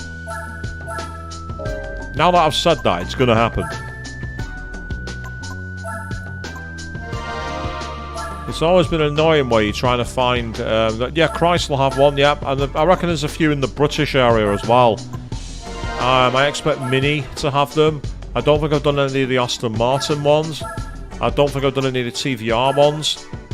Trying to think anywhere else. I've done the... say there's no Vauxhall in this game, but MG. There might be an MG one now I think about it. The MGF maybe. So...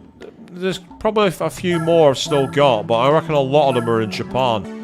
I did the Renault, I should have said the Alpine one. I think the Renault Clio one, I don't know if I've done that one either. So I might have the Renault to deal with. Yes, 119 horsepower. Oh yeah.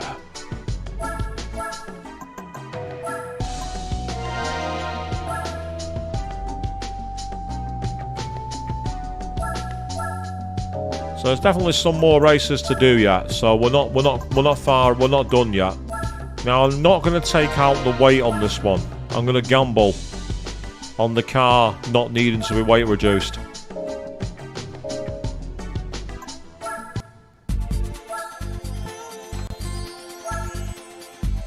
I'm not sure if we did the Shelby one actually. That's a good point. If there's a Shelby one, I don't think we did. So there's still quite a few to do. We might not be able... we probably won't get them done tonight. There might be at least one more part in this. But we will see.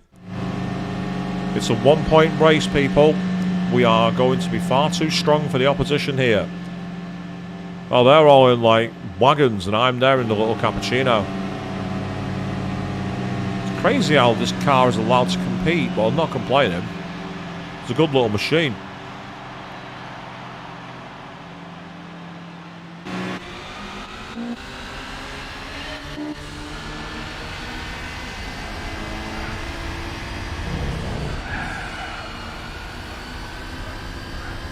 Now this really is a little pocket rocket.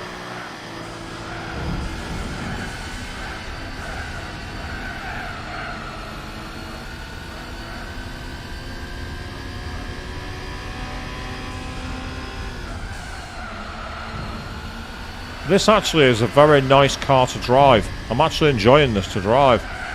It feels very, very planted.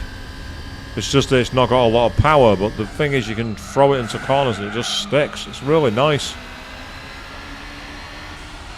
You say it doesn't sound like a VTEC. It has a little bit. I think that's the turbo, because I've turbocharged it.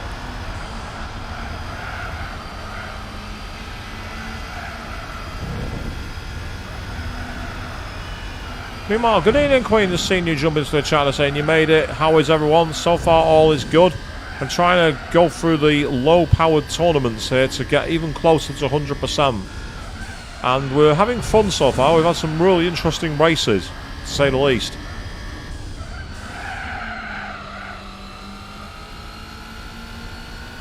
So we've got a 4-lap race here of Autumn Ring Mini. I'm surprised it's that long. Not that I'm bothered. Because this car is making mincemeat of the circuit.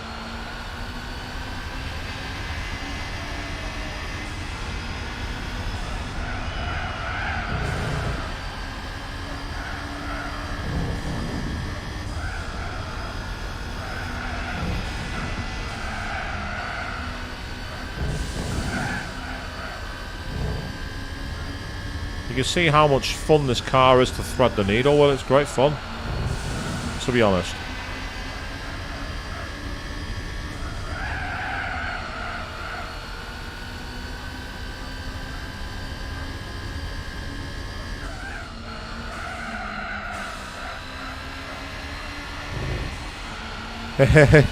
You're good and ecstatic that you're not working tomorrow, Queen. I am working tomorrow. I'm in the office tomorrow.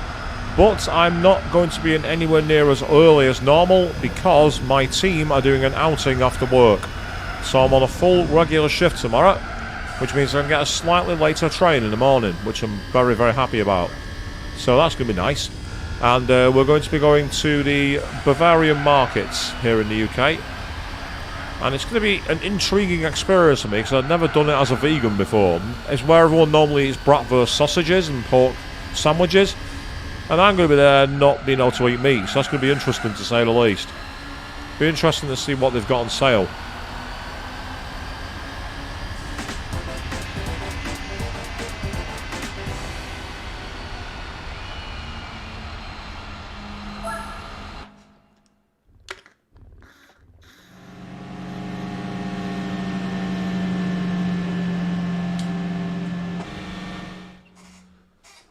Yeah, it's interesting, Queen. We started to do that feature, what the Black Friday as it's known. And the first time we ran it here in the UK, there were literal fights breaking out in stores. But it's what the fights were breaking out over. They had TVs on sale. TVs with the Kodak name. They hadn't been making TVs since the 1980s, and they were awful. And people were literally fighting to buy them. Naturally, it's now calmed down quite a lot. Ever since then, people have gone, yeah, let's not make this a habit kind of thing.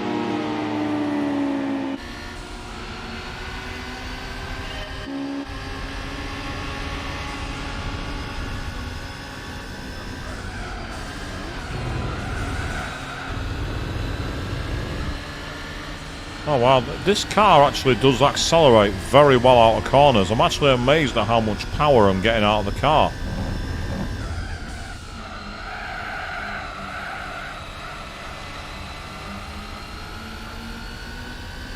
It's like it has near on-rails cornering on these tyres. It's brilliant. As I say, I mean, it's still a bit nobbled over here, but it's not as bad as it was because most stores have kind of half withdrawn from it, to be honest. Yeah, I've heard about it in the States where apparently there's literal fights for it, and it's just silly. It's like it's mass consumerism at its worst. That's the best way I can describe it.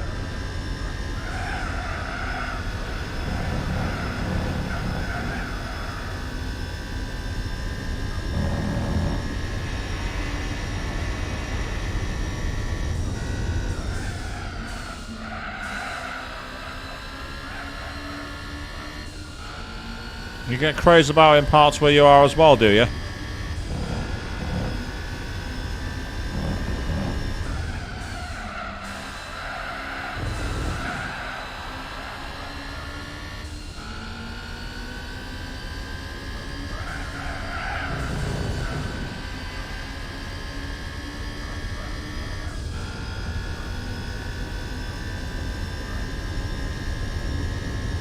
It's like in the Bad Religion video for Los Angeles is Burning, they have like a fake news broadcast as part of the video. It's all about the media and how it overinflates things.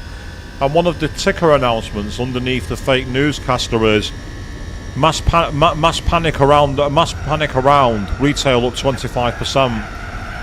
And it was a video released in 2004, but yet it was entirely correct.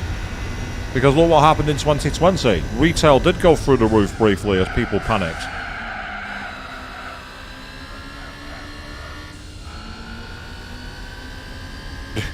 Just ask Miranda Lawson, oh dear. Oh no. Let's not do that.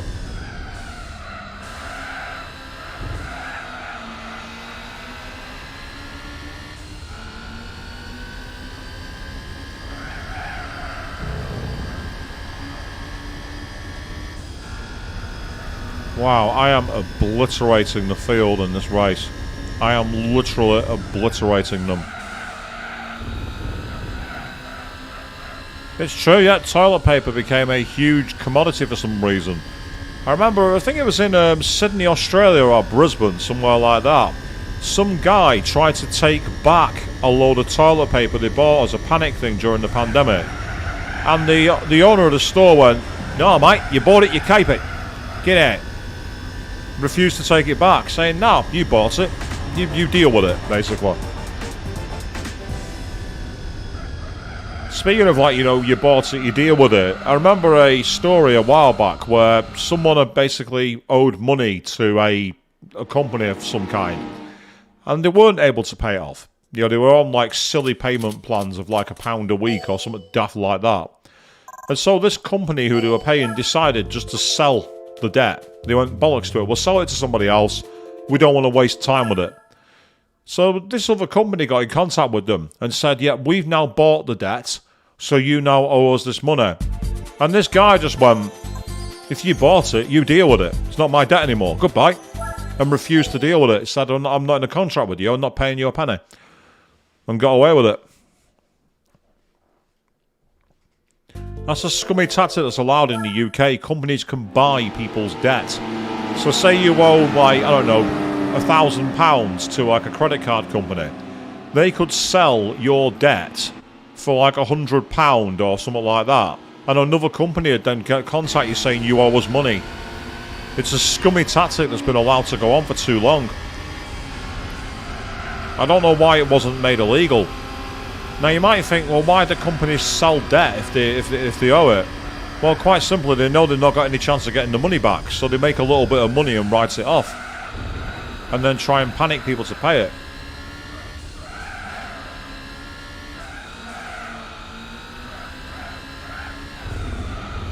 Well, apparently you're still on the hook here in the UK, but there's a lot of things you can do with it, where you can simply, like, start saying, well, I need the deed of assignment and agreement that gave the contract to you.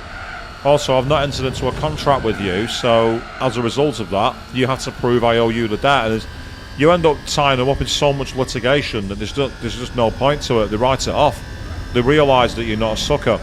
The idea is if they buy, like, 100 debts, and 10 people say, no, I'm not paying you, but the other 90 pay, they've more than made the money back.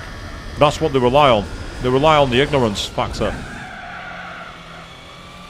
Here's me becoming like suddenly a financial advisor for the world out here. I'm not, by the way, so if you take financial advice from me, you are very desperate for help. And it's the wrong kind of help, trust me.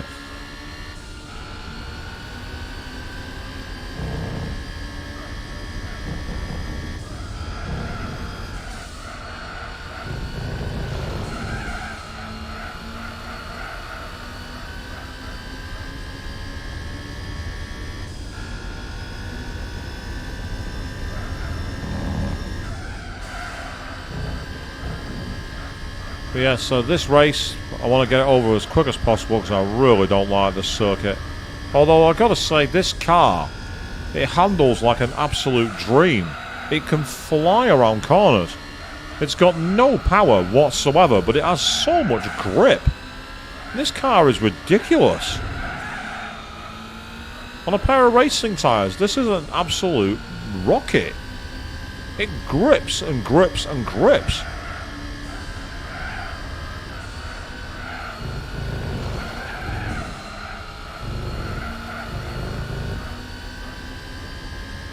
To the point I'm actually turning out of corners because I'm turning in that much.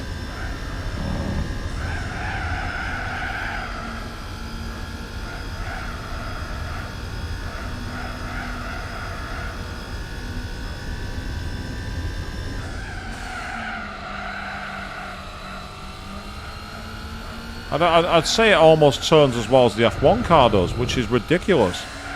Unfortunately not, Queen. I've given it all the upgrades you can give it. I think that's why it's got so much grip, because the car you can't increase its power. If you could, it'd make it it'd make it OP. It'd make it a ridiculous car. I know that in the modern Gran Turismo game, Gran Turismo 7, you can swap it.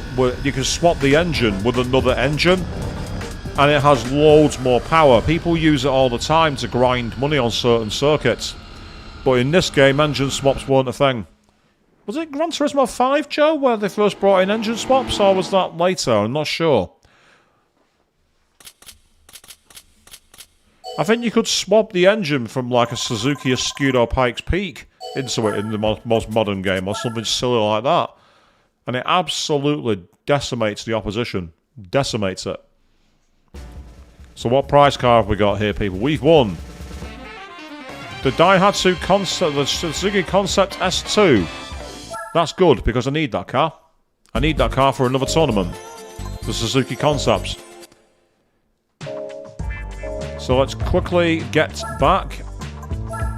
We are now at 89.4% completion, people. We're getting there. We're getting ever closer to 100%. Right, where's my car? I know you're here somewhere. There we are. S2. Got a lot more power. In London Green Pearl, apparently. London Green. I'm not really sure green's the colour of London. It's more red is the colour of London. So, let's obliterate this championship by putting on a load of power.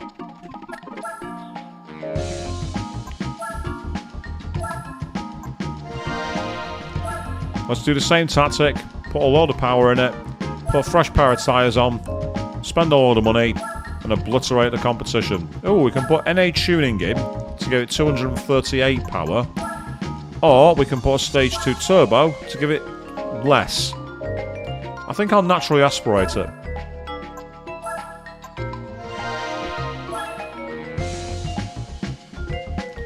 Should mean no lag.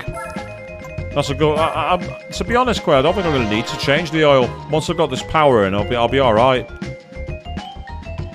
The oil change, it allows it to have power for, I think it's like the first 200 miles, I think, and then after that it reverts. So I might as well just do it here. I'm almost done now anyway. It's the gearboxes I want to make sure in this baby. Yep.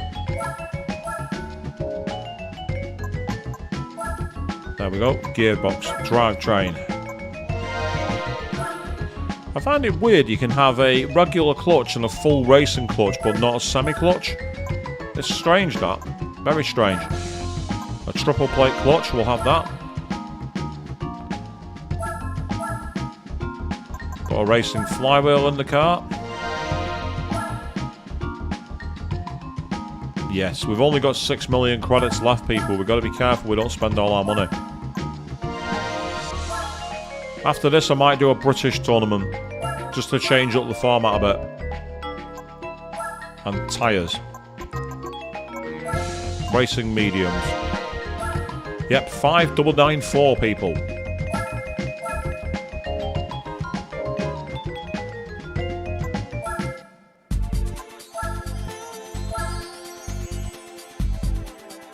So we've got Twin Win Motegi, Seattle, and then another race around Spa. Because of course we do. So here we go, it's the West Course. What's that? What's with that spider? What the hell? What's with that bathtub spider car?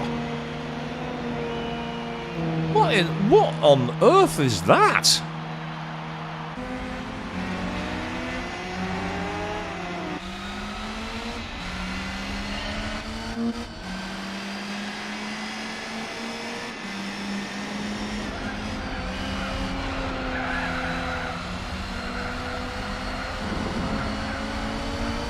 The SSXR4, or GSXR4 even.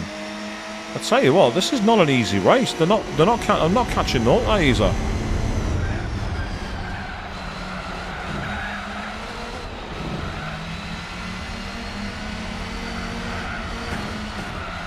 Get out of my way. Yeah, it probably is a prize car, Queen. You're not wrong. Now the question is, can I catch him up?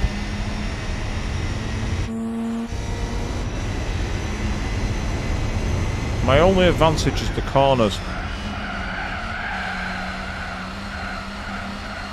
Yeah, I'm on the power a little earlier. And now I'm in the slipstream.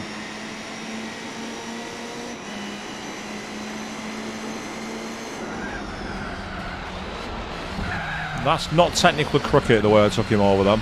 That was not a legitimate overtake. Except it's my overtake, so I don't care.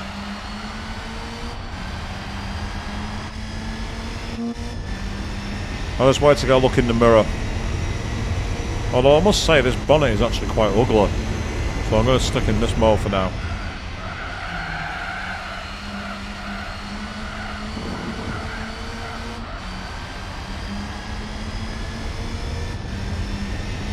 Nice sound to the engine, I'll give it that. And now that we're in first place, it's better for us.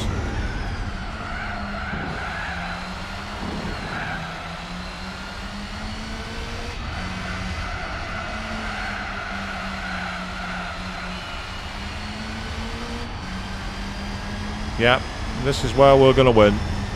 We are too far in front now.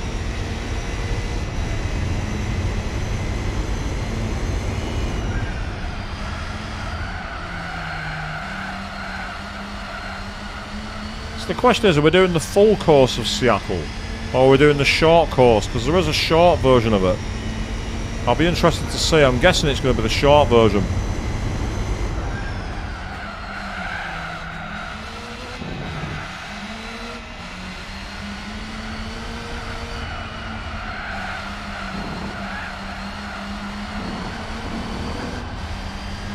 So here we go, onwards to glory. No holding back.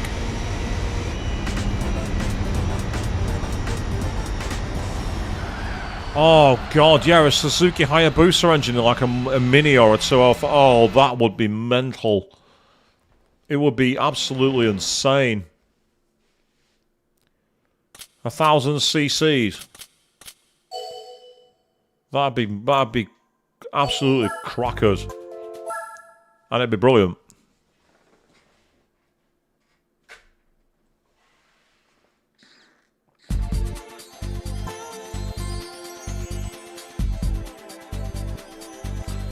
So, Seattle circuit.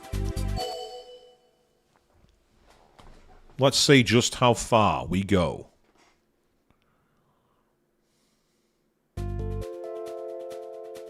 Looks like it's the full circuit.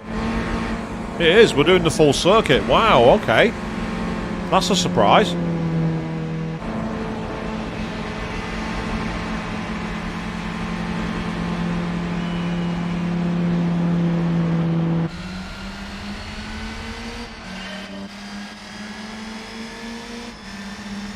Coming closer, closer, closer. Thank you.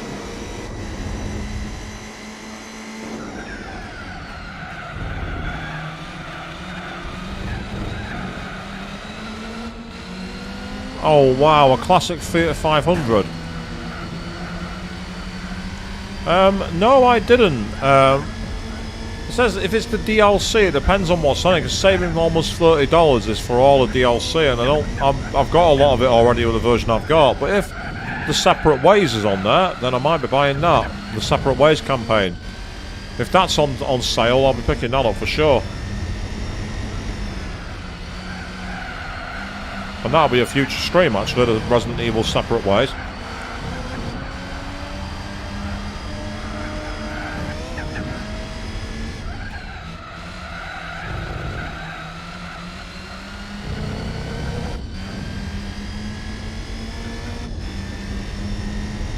This is going to be a big hole. Oh, yes.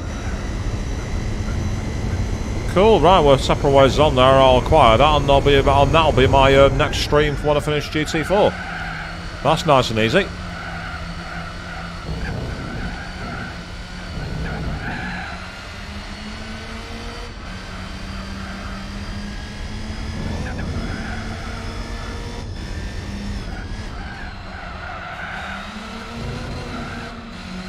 Oh, okay, never mind. Fair enough.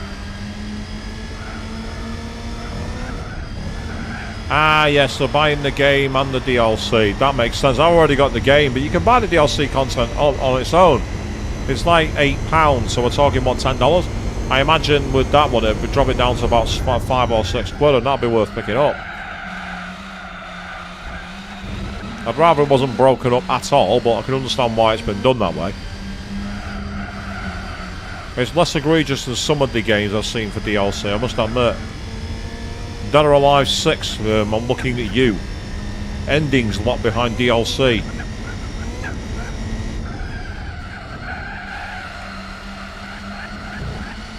That's $13.49. Wow, okay, that seems pricey. I'm surprised at that.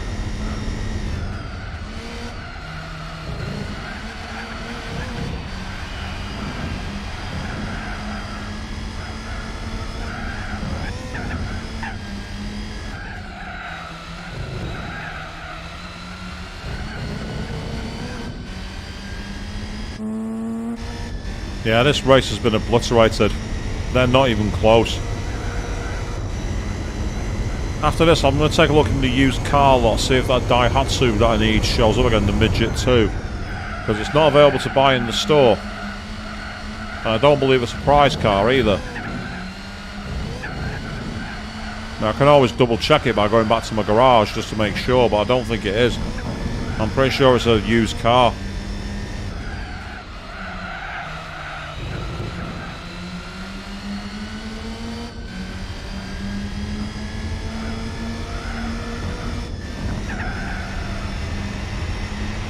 Too easy. Absolutely too easy.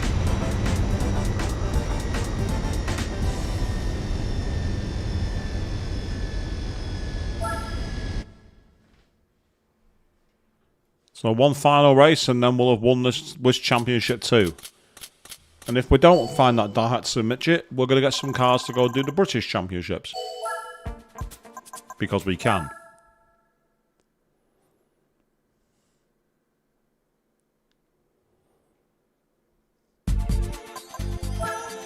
So, Skabar.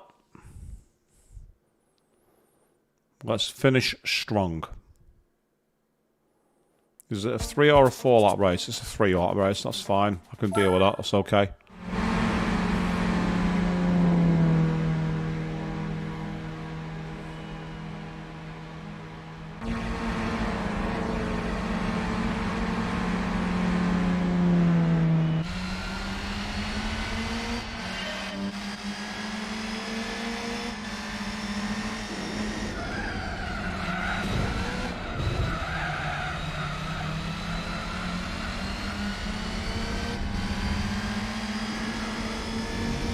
Yeah, this is where they lose. All thanks to the tyres and the gear ratios.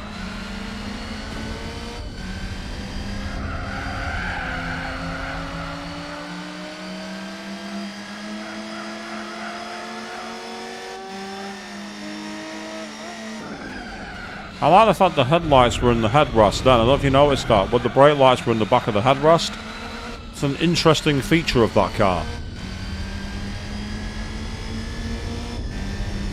As we continue to march into battle, as we attempt to get 3 of this championship.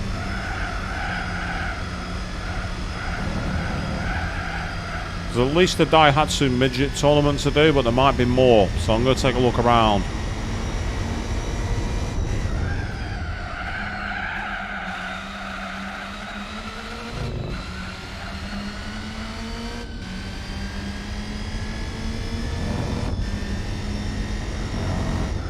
On the brakes, yep, that's good. Rock-a-roller through the hairpin. I've got to say, to be fair, that car in second place is keeping me honest. It's not letting me scamper off into the distance as much. But I think that's because the AI are very good at Skabar. It's one of the circuits they're very good at. Unlike Autumn Ring or Infineon, where they make a lot more mistakes. Here the AI seems a lot more competent. And that's both a good and a bad thing. It's good to see mistakes, but it's bad when they're confined to a small area of the game. I'd like to see it more consistent, more mistakes going on throughout the tournaments.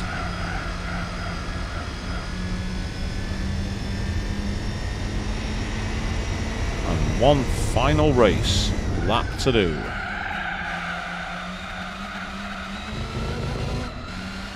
Yeah, we've got quite a big distance now. This one's in the bag.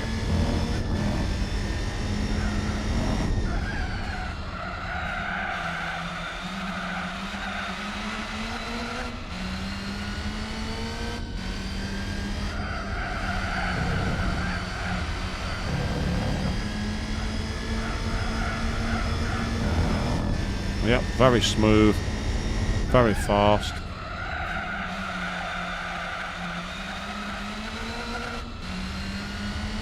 And not long now until we finish this race.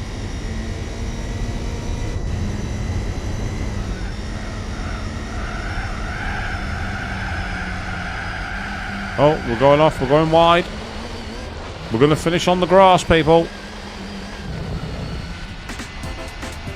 Not the smoothest end to the race, that.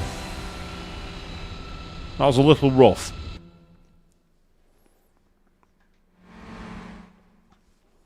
So, I'm guessing we know what our prize car is going to be, people, but let's wait for it to appear.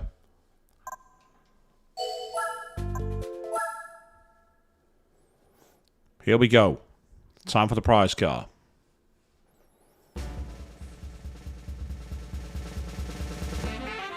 Yep, the GSXR 01.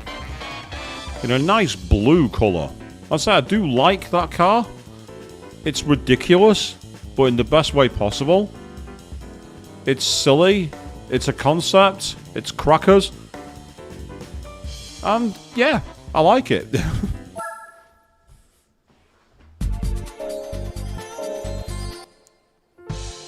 So that's the Suzuki tournament now finished. I'm going to quickly go and check the used car showroom. That's updated again. Right. Give me a Daihatsu midget. Come on.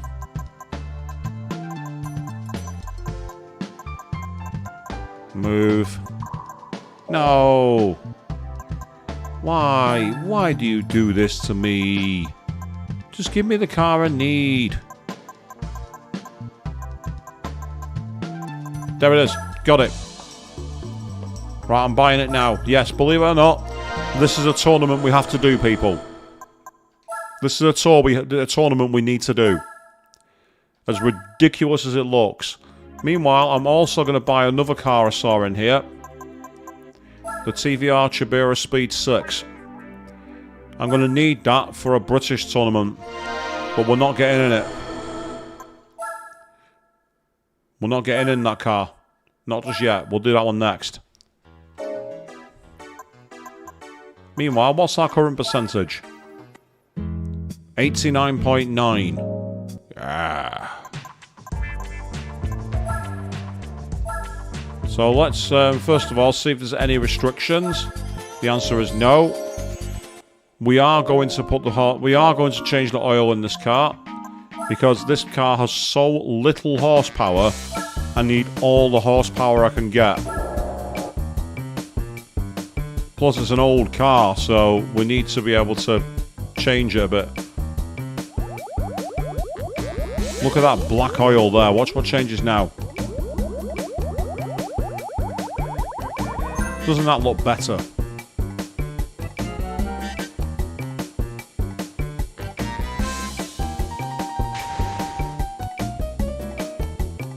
This is a silly. Sometimes there are tyre restrictions, actually, Joe. I've seen it in some of the Nissan events. You had to have sports or normal tyres. But yes, right, so here we go. A racing exhaust gives me 2 horsepower. Oh, yeah. We've gone from 34 to 36. Yeah. Oh, yeah, we're really going to be testing this car out now. I'm not bothering with the brakes. What's the point? A Stage 3 NA tune gives us 83 horsepower.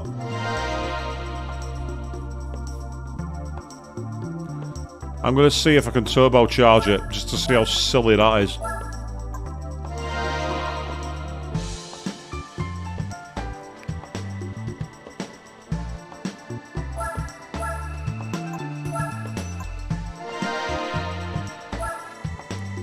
So that's 40 horsepower now. We are cooking with gas, people. Yes, we are.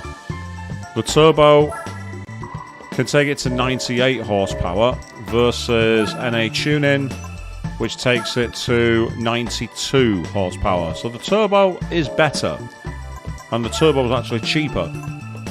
So we'll turbocharge it. I've now tripled the horsepower of this machine, people, and we've still got less than 100. Which is silly. Absolutely stupid. That is silly. I am going to put all these parts in because I need acceleration. We're going to need it.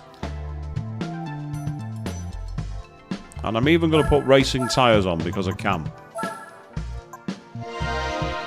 This is going to be the slowest thing you'll see in a while. It's not as slow as the 1886 Volkswagen, I'll give you that. Exactly, sit in the bin at the back and laugh while I'm racing around. Maybe you can act as some ballast and help lean into corners for me and give me some extra counterbalance, mate. You give me the counterweight. Go onto the left side of the car when I'm turning right and all that kind of stuff. Believe it or not, you can put snow and dirt tyres. You can actually take this machine rallying. Why? Why would you do that? Everyone would just die laughing. Here we go. It's a one make race, 4 laps of the driving park. This is going to be silly. I'm going to look at the gear ratios, make sure they're not too short.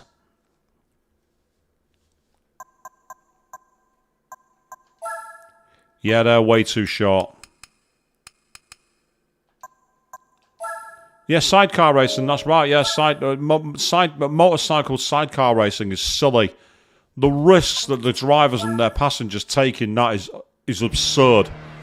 Oh god, it's a 1-point race, people. Look at the state of this. Yeah.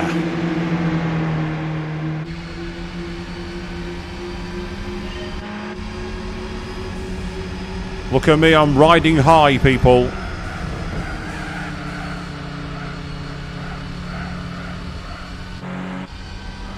We are not in a big rig. This is silly.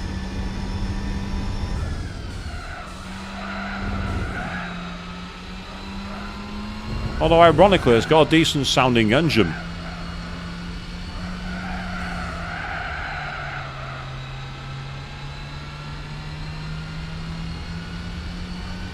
It's like, I don't care if this is a 1-point A-spec race. I just want it over with. I'm spending money so I don't have to waste time with it. I like the fact that the car has simulated like quite a heavy amount of lean. To be honest, I'm actually feeling the higher centre of gravity and the lean into the corners. I'm actually really liking that. It's a very cool feature.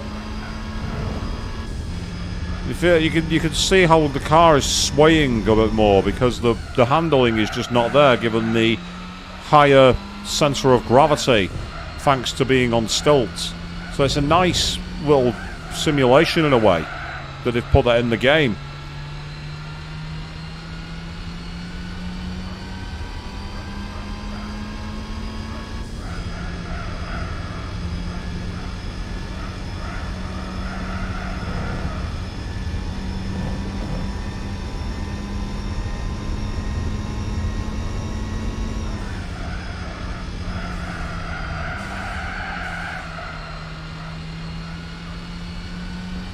Wow, this is rather silly, but in the best way possible.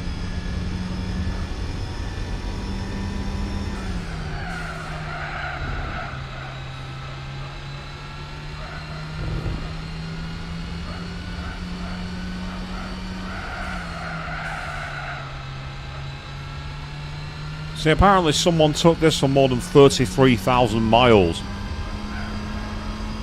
That's a pretty big workhorse for a machine as ridiculous as this. But in Japan, on their bustling streets, a small pickup truck like this can get a lot done.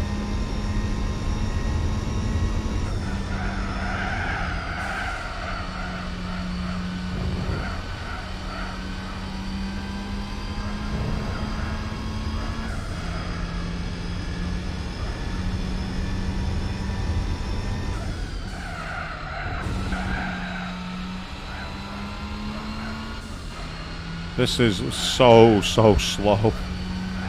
Compared to the F1 races, this is ridiculous. And not in a funny way. It's just like, oh, come on, please end. And to be fair, we've only got a couple of corners and it will, so it's not all bad.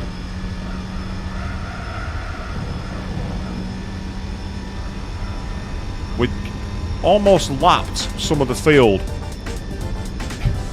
in a 4-lap race. That's very, very, very silly. Still, we did it. 96 brake horsepower. More than enough.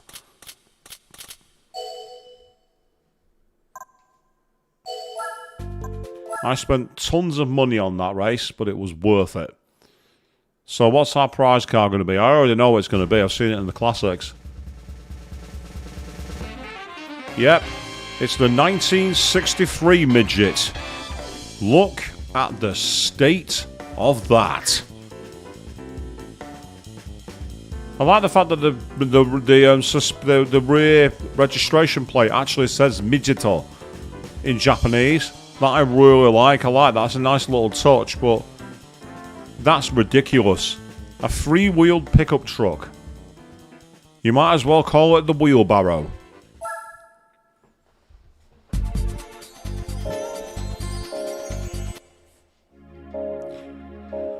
So with that one in the can, looks like the car from Final Fantasy VII. Indeed it does. I wonder if that was an Easter egg, actually. That's a good point, that, Queen. Good spot.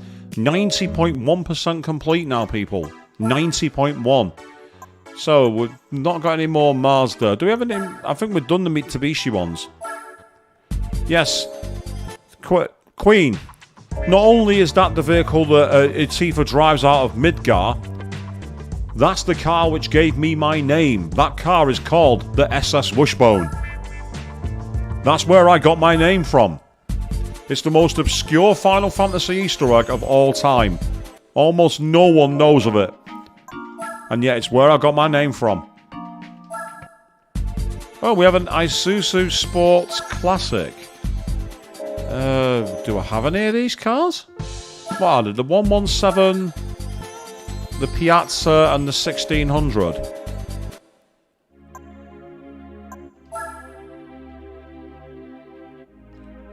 That one we can't buy.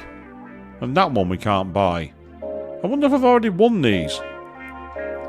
And yes, Joe, if you actually find one of my episodes, the archive stream of Final Fantasy VII, I think it's episode 4, the stream number 4, I actually showed a video where it comes up. And I said, yep, that is where my name came from. It is the most obscure reference of all time. And no. Are these classic cars you only buy in the historical... Is that what it is? The historical used car dealership? The cars again are what? The Piazza, the 1600 and the 117. I wonder if they're in the historical one. Up here, the historical showroom.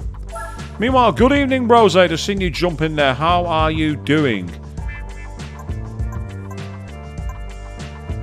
Nah, the Piazza. That was one of them.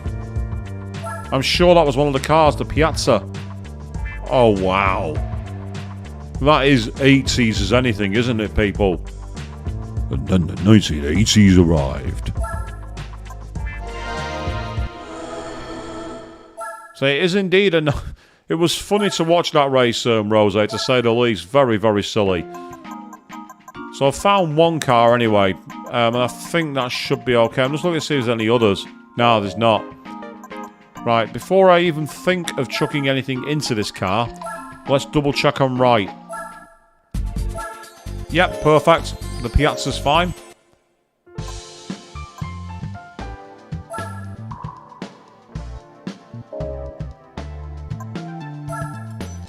Guys, you had a phone call back that are you saying you had an interview, or is it one that you weren't expecting to be an interview?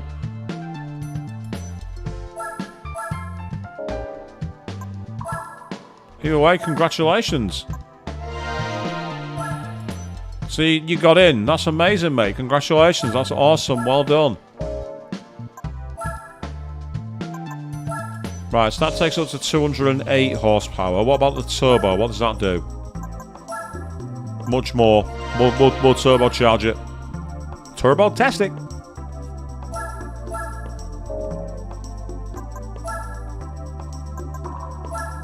Yeah, see, you can't put both. You can't naturally aspirate and then tune it, unfortunately.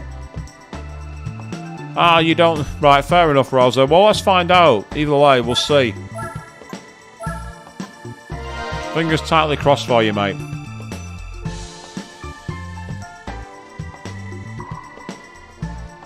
Yes, Suzu.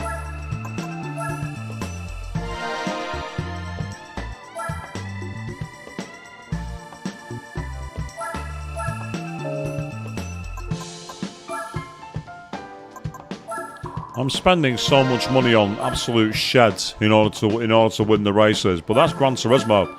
That's how it's always been. I remember on Gran Turismo 1 entering in some of the endurance races and being like 5 laps ahead within the first 15 minutes.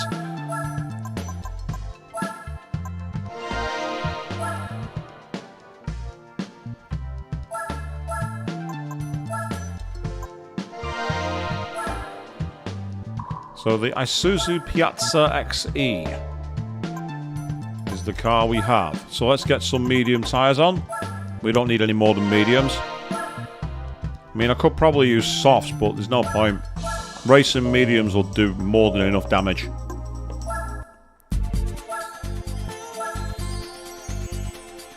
So we got 3 races at Scabar, Fuji and Trial Mountain. Very nice. So the first one's going to be a bit boring because we've had loads of races at Scabar.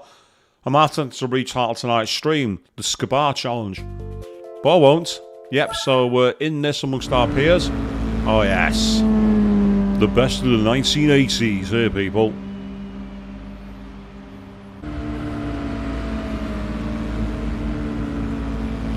So we'll get ready to drive, and then we're ready to drive. Let's go.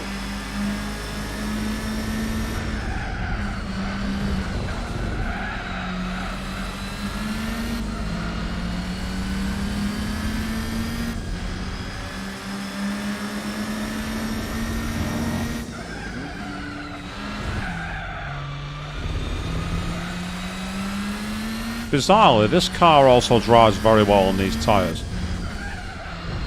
It's like they made it so that the cars that have got low brake horsepower and racing tyres just grip for centuries.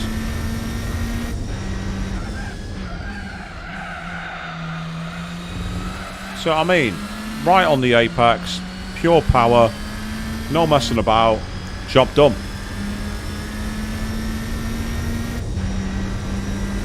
Well, let's say, Rosa, the best thing you can do is always wait and see, because you never know what's going to happen, do you? Like, you might think you did awful and smash it out of the park. You might think you did great and then fall flat when it comes to any of the answers. It's difficult to call sometimes, so don't worry too much about it. The main thing is, as long as you did your best and you didn't really sound incompetent, and it doesn't sound like you're that kind of person. So, fingers crossed, mate. That's all I can say. Best way to think about it.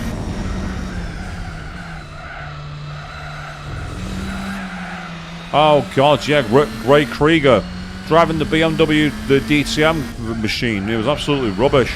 The fact that he totaled his car on the first lap against you is hilarious. They said that the best one for me in that game was the Speed King Nate Denver. He was the slowest guy in the world. You could beat him in a stock 240SX. I think his top speed was like 140 miles an hour. Mine was like 250. Absolutely obliterated him. Although, top tip for that game, if you're doing the Speed King challenge, is take the Drag King's car and remodify it into a speed car, because all the parts on that machine are stage 4 parts, and it's dead easy. Ah, you just want food. That's fair enough. I can understand that. I didn't like Nate's car. I kept it, but I didn't like it. I just find it funny that on the way to fight Nate, you have to like beat JP Laurent, who's driving the Pagani Zonda, and he actually zigzags in a straight line to mock you, and then you race Nate and he's a complete pushover. It's hilarious.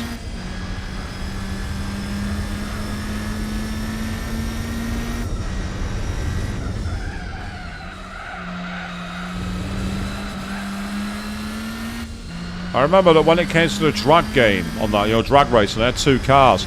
For the wheelie challenge, I used the Dodge Charger 1968. And for the regular drag race, I used the Toyota Supra. But what I did with the Supra was kept the suspension at stage 2 so it didn't wheelie. Absolutely obliterated it.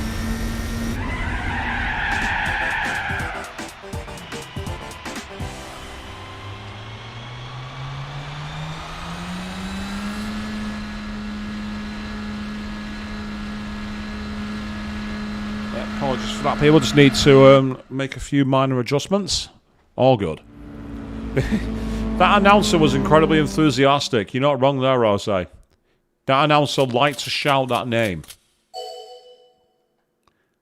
So I say, we've still got a few tournaments left to do, so we may not finish tonight. We may have to wrap this up next week. But if we do, that's okay. Because we're getting closer to 100% now. We're not there yet. So 2 laps of Fuji. You still not got over the ending on Rule of Rose, A Rose Dragon. Well, I found out that apparently to understand half that story, you need to read online Wikia. Because a lot of the context is not told in the game, which is rather sad. It's why Atlas, revive it. Give us an alternative to Dead Space, Resident Evil and Silent Hill. Give us a different game. People want it.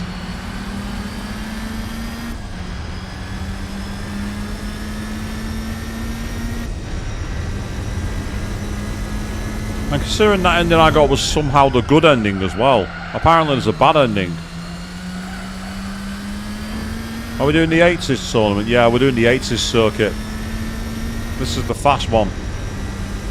Yep, absolutely, Queen. Yep, terrible storytelling. Absolutely, you're not wrong.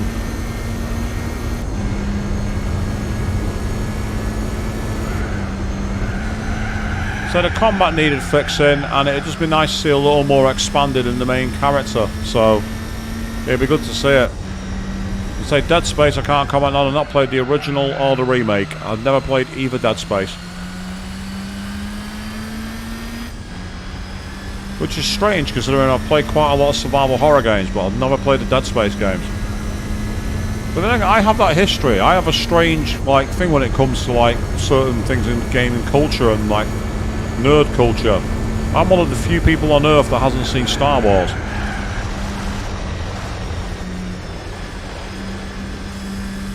I'm one of the few anime fans who's never seen Dragon Ball. So there are weird, eclectic pieces of mainstream media that I somehow bypass.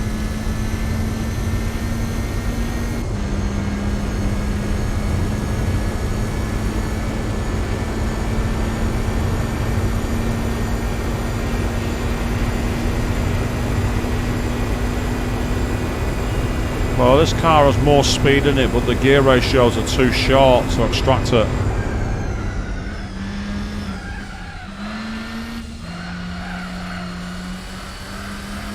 Good to drive though, I'll give it that. Very smooth.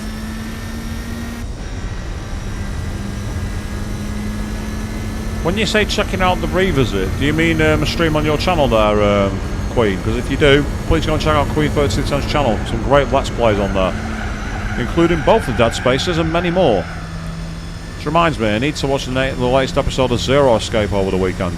I'm looking forward to seeing that. I like that game quite a lot.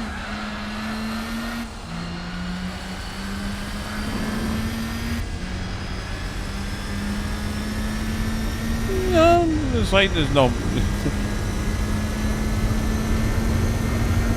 It's a good idea. I quite like the idea of it, to be honest.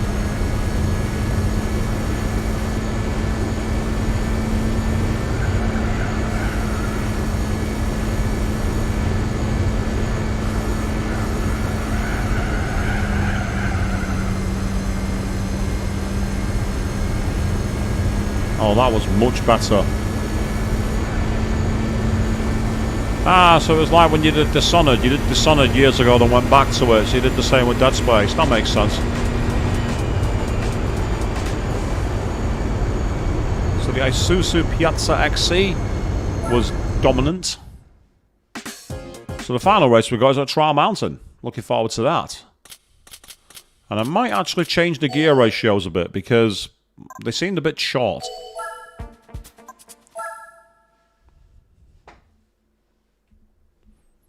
Ah, so you go into spoilers during the remake. That makes sense. I can't comment on about doing spoilers. I'm the one that plays games raw and just gets them up on the stream. And some of the things we find in my streams are really rather interesting. Last night's Shin Megami Tensei 4 stream, for example. That place we ended up in. Very different to what I expected. Well, speaking of that, I've done a tiny little bit of offline leveling in that game, and I've got some rather cool stuff. But there's more to be revealed. That'll be next week. And of course, on Monday, I will be starting the new series when I play Sea of Stars, and I'm really looking forward to that. Old school JRPG in a modern world. Sort of like Chrono Trigger and Secret of Mana, but on a modern game engine. With old school graphics, so it's kind of like an old. Basically, it's much like any other classic games. Give it a nice look of paint, put it in 1080p HD, and everyone looks amazing.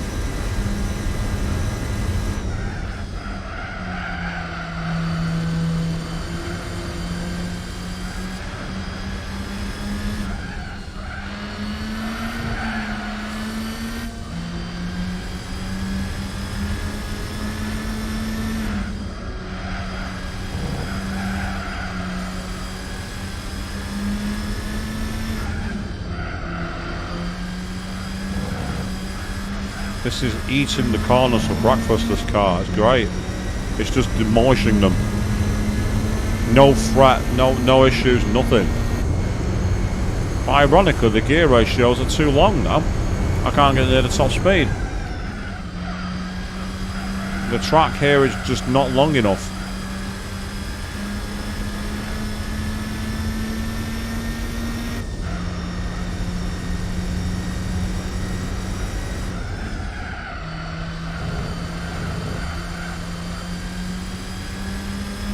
Say hi to the guys in the boat.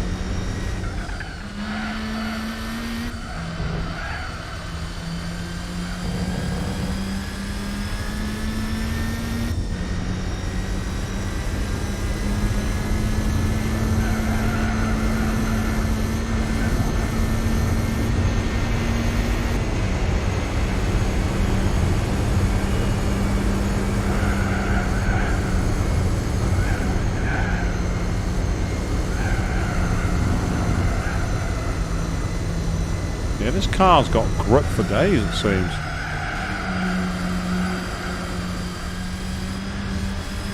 Of course, it's not got the power, but it's got more than enough grip. It's incredible how nice it feels to drive. The racing tyres make all the difference. As does the suspension, the turbocharger, the oil change, basically everything else.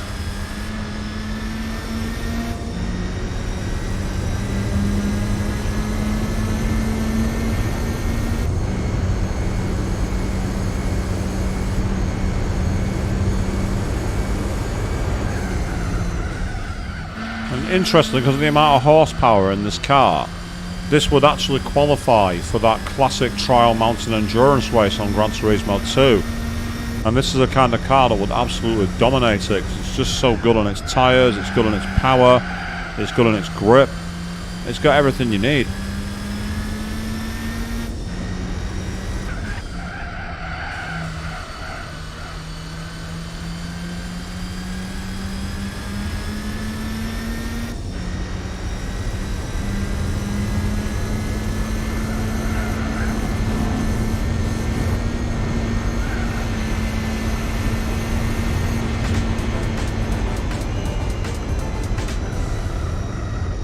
That wasn't remotely fair.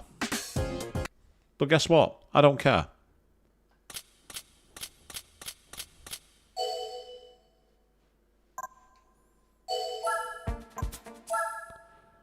So, with that, I think we might well be done.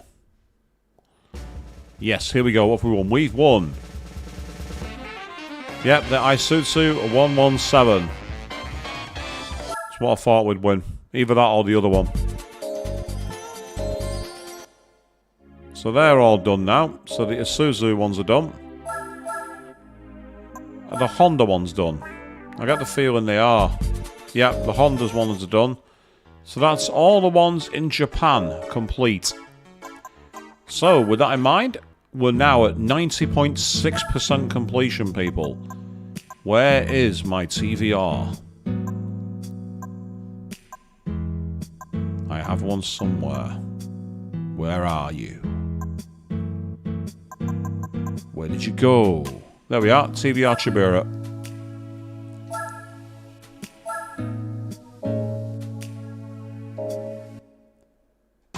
Because I'm almost certain that if I go to the UK and then TVR, yep, the Blackpool Racers as it's called. Single race, no restrictions. So let's get some oil in this car, let's tune it up, and then let's go and win this race.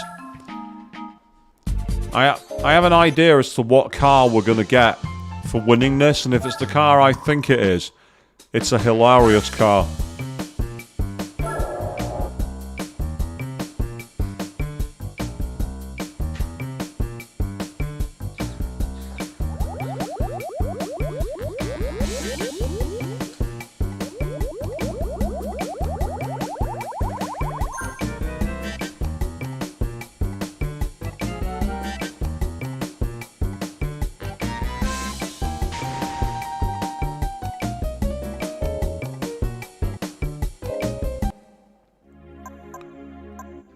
So let's go and fix this car up.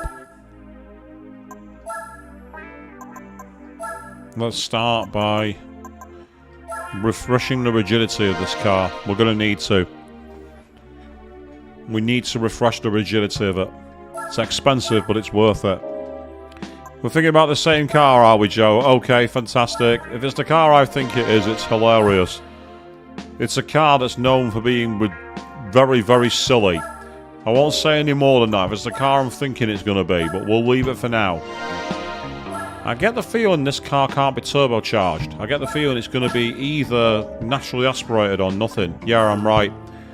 So let's up the power on this to ridiculous levels. 544 brake horsepower, people. We're going to max this car out.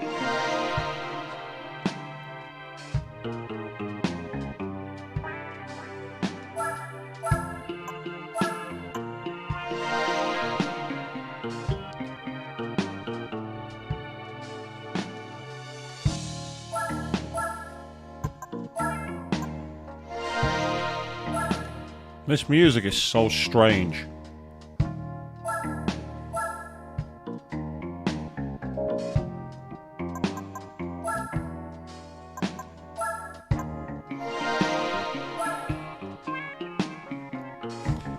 Features a load of weird hi-hats and drum rolls, which is always infuriating. Hi-hats used to annoy the hell out of me when I used to be a drummer. Not a very good drummer, mind, but I used to be a drummer. And hi-hat work was so annoying, I hated it.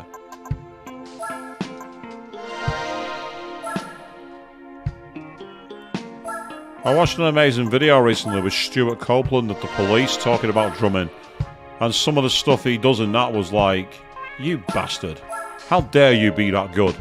Answer, 30 years in the industry, that's how he's that good.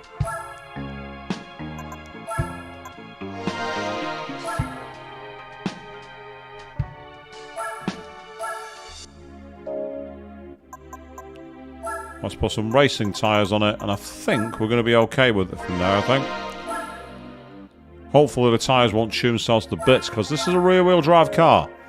So that means it's going to be very, very high speed. Yep, the Blackpool Racers, because TVR were actually based in Blackpool. Blackpool, England. That's where their cars were made. Until they bit the dust, sadly.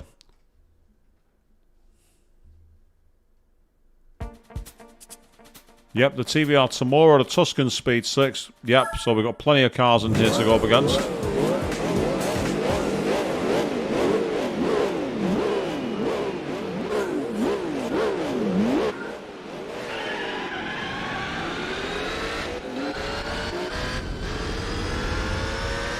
Oh, wow. Okay, this feels different.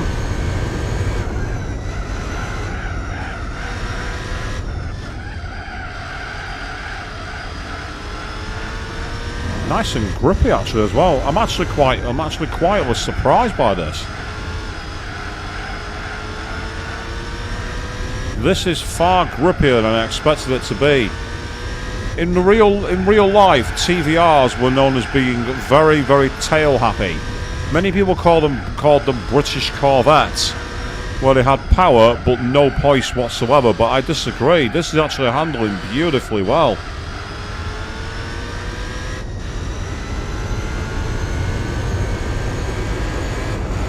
And it's strange, it sounds like it's got a turbo in the car, even though I've naturally aspirated it, so that doesn't make sense. I should be hearing a traditional grunting V8, not a turbo whine. So this seems a bit strange to me, it's like it's spooling up the turbo and it shouldn't be.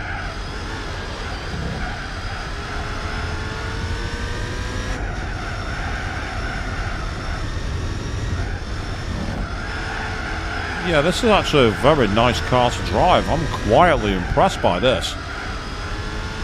I remember the days of Gran Turismo 1 where in the International A license you drove the TVR Griffith 500, the Dodge Viper. And it was interesting to see the tracks you had to take on in those cars because they did not find it easy to drive. The original Gran Turismo is hilarious. It's almost meme-worthy in many ways.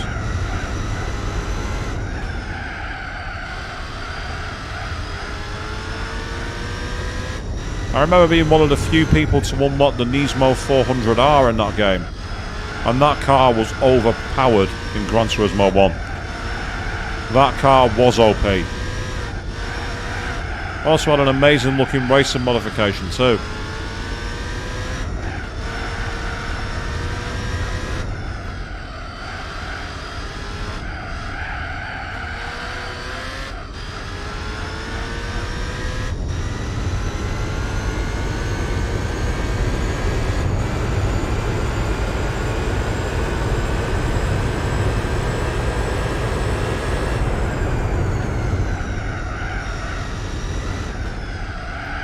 I'm actually enjoying driving this car. Very nice balance to it. Much more balanced than I expected. And as I say, it feels not too tail happy. I'm quite impressed it's got the grip it does. Because as I say, normally these things like to chew their tyres and spin you out, but not today.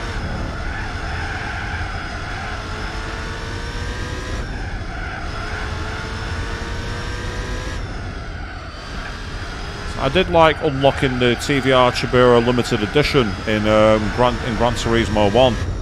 And unbelievably, we might be able to lap some cars. This is silly. We're actually going to lap cars.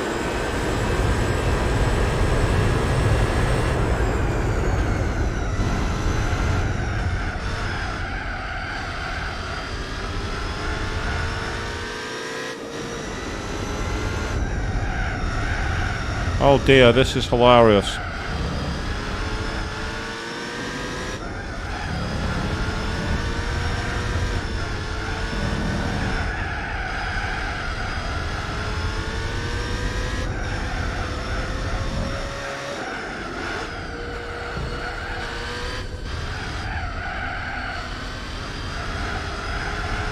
Well, we haven't lapped the field, but we came close.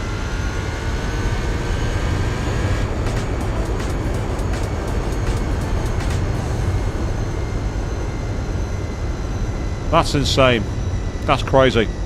That's absolutely bonkers.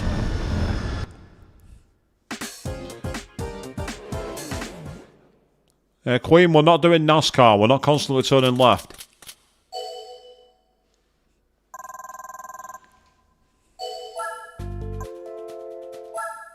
That's mental. I can't believe that I actually lapped all but one car in a 5-lap race. That's just silly. So we've got 3 laps of Special Stage Route 5. This will be an excellent championship to finish tonight's stream off on, I think.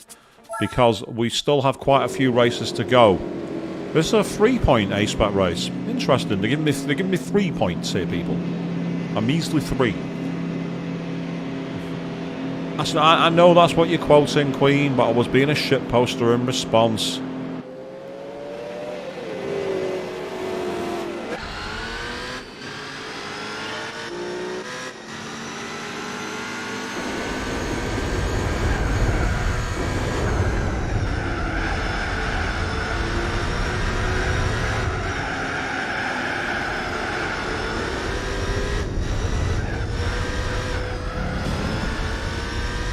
Median and Nico Hulkenberg. See you later.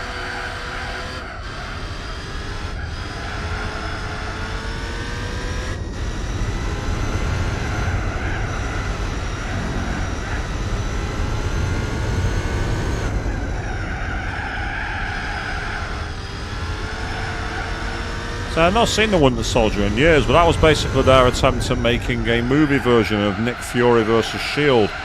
But instead of having it as a Nick Fury movie, they did it as Captain America. Speaking of which, I've seen one of the craziest Marvel movies ever. I saw the 1987 Nick Fury film starring David Hasselhoff. Oh yeah, I've actually seen it. And it is terrible, but not because of the Hoff, ironically. The Hoff is actually very good as Nick Fury. It's just that the film itself is awful. It's so bad. Yes, believe it or not, the Hoff played Nick Fury.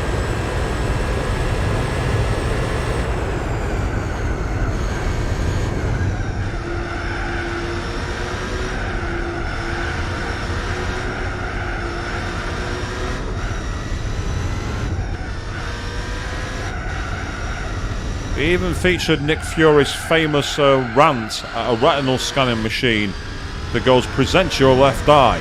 Blast the machine, I've only got one eye.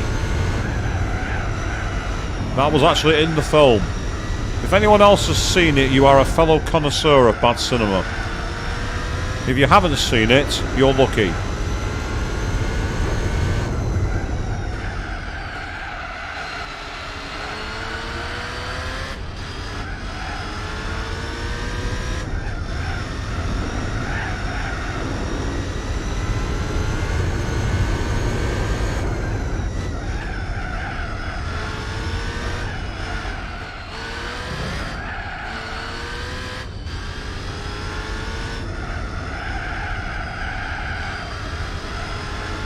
Off we go. Yep, so far this car is like very, very nice to drive. It's not going to be anywhere near lapping the field now. This track's too long.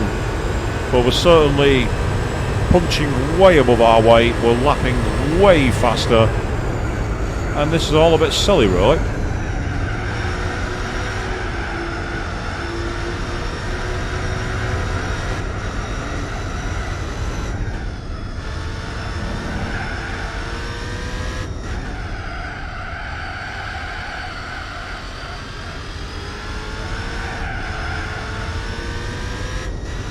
The tyres are easily going to last, so we are going to make it to the end, which is awesome.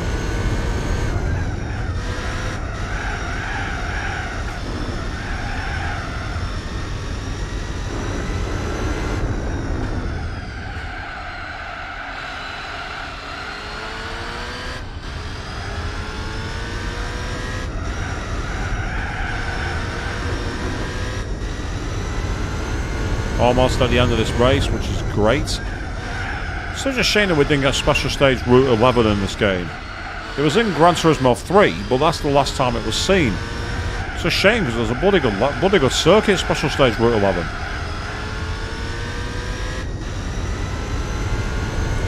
Based around real highways in Tokyo.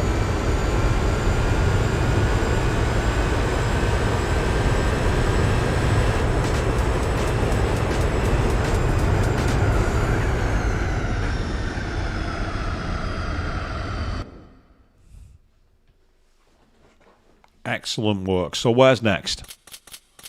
Another 3,000 credits in the bank. Oh yeah.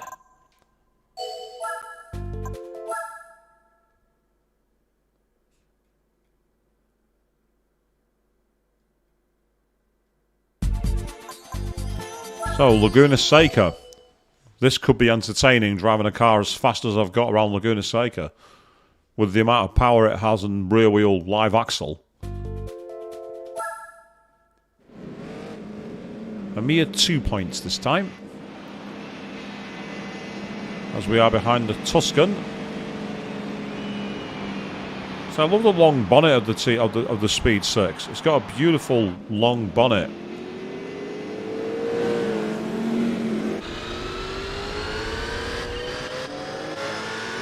Oh, that was so close. I literally stole the last of the slipstream then.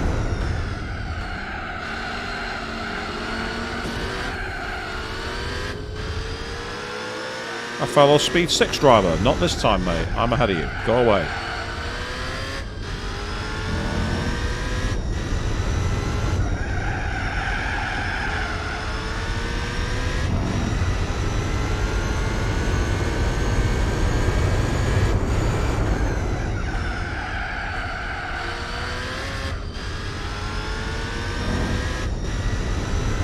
Excellent. 3 laps of here.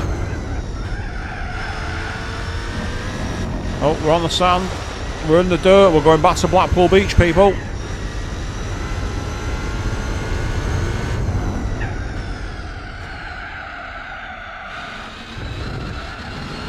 So there aren't many car companies who would set up by the seaside where there's salt air that could cause corrosion. But TVR went, nah, screw convention. We're going to go to the seaside. We're going to be different and we're going to be rugged, and it actually worked very well for them. They were a very fun car company in many ways, TVR, and they are no more. Same as Lotus, sadly. They bit the dust earlier on in 2018. Oh, I braked way too late then. Yeah, let's go off-roading in the TVR, people. That's going to be easy to control.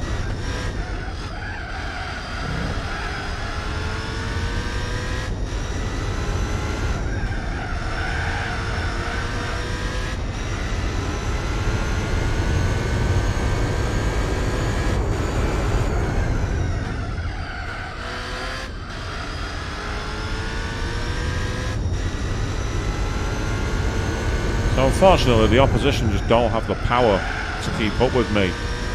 I put all the power into this car and it's just too much for them to handle. Not that I'm complaining, but it's just interesting to see the decimation and domination involved.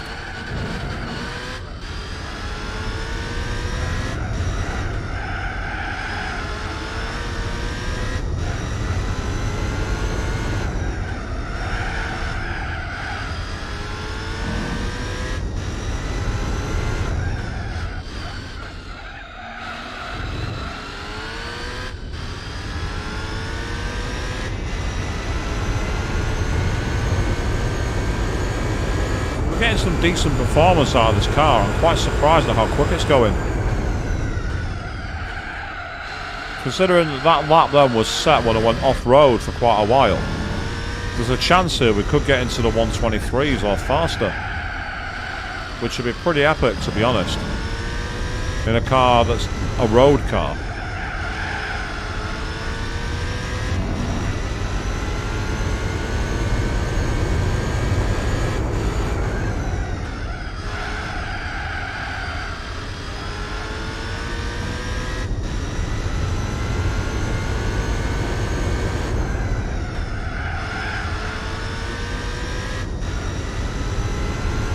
I think daft how that corner's called the kink when it's anything but a kink. You have to make sure you slow down for it.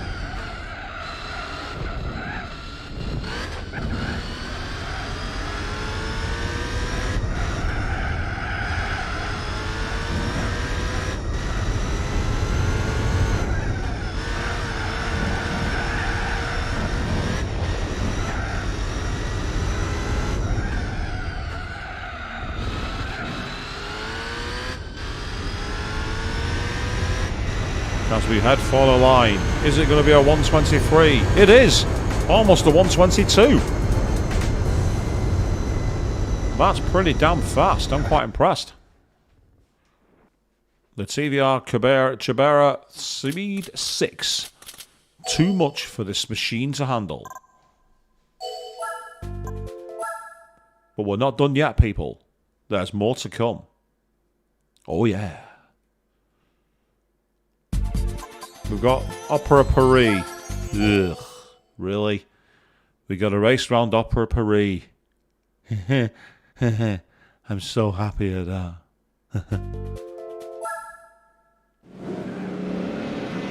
Wow, I've only got a 1-point race here. I'm surprised it's only given me 1 A-spec point. That I'm very surprised at.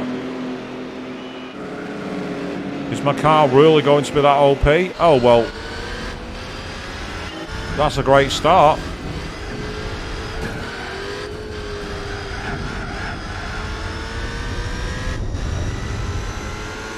Wow, this is like totally different league.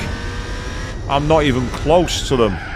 Oh, but that was poor. That was slow. That was sloppy.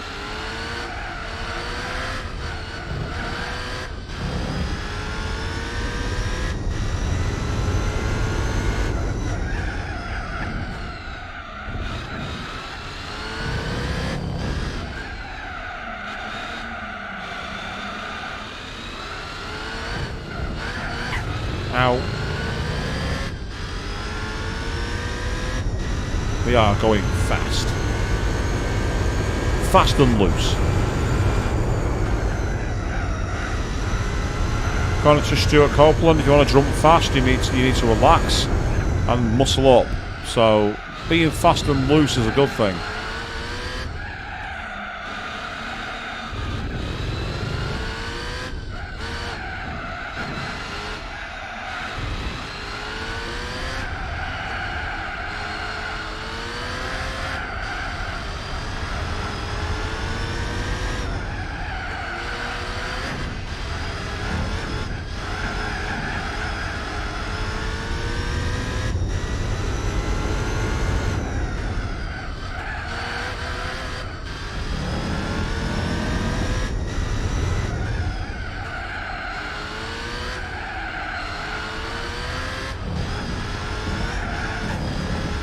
Yep, we're looking good.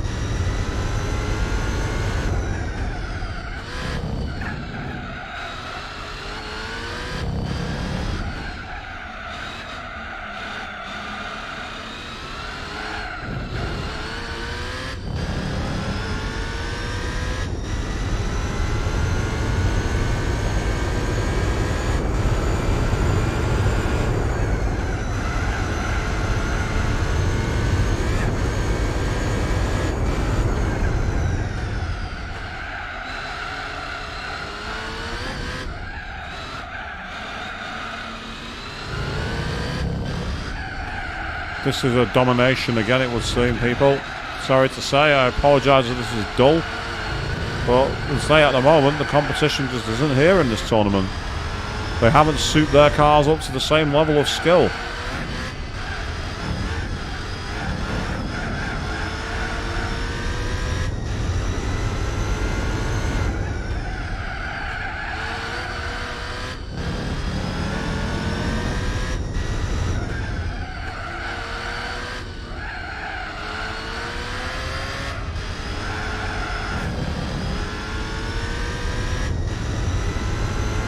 We are miles clear. We're more than 30 seconds to the good.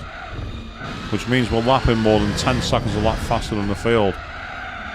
Now, for anyone who knows racing, that is a pasting. Being that far ahead, that's an absolute curb stomp.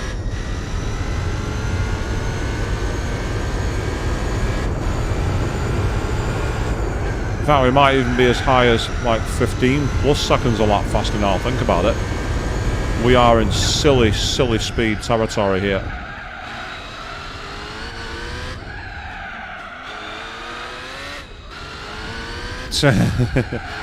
Of course I'm pushing this car like I want the race over. I don't want to be here. I don't want to be here until sundown. I want that one out.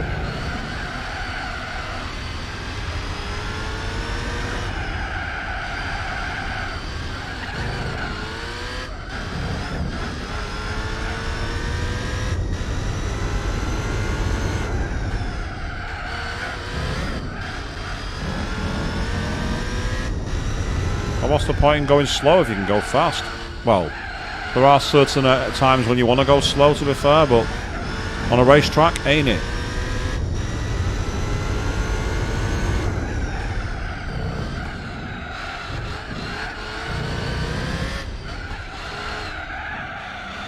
You see the tyres are getting closer and closer to burn out, but not too far.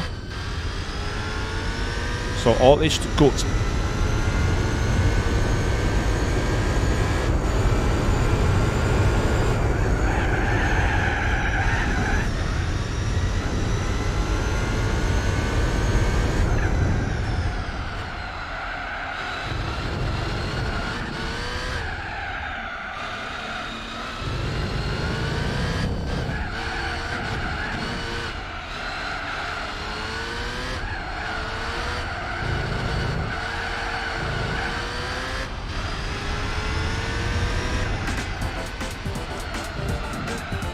That's how you push it at 1:18.5 as my final lap.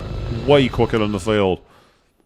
I say, if they're not going to show up, that's not my problem. So we've got one more race before we end tonight's stream, and we will be back to try and mop up even more on the next part. But let's quickly go to the final race, which I think is at Fuji. But it's a question of which one we're doing. I imagine it'll be 90s, because that's the era for TVR. But it could be the 80s one, it could be the 2005, I don't know.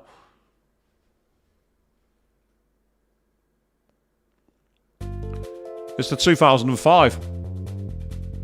We're doing the full Grand Prix circuit. That's what we're doing.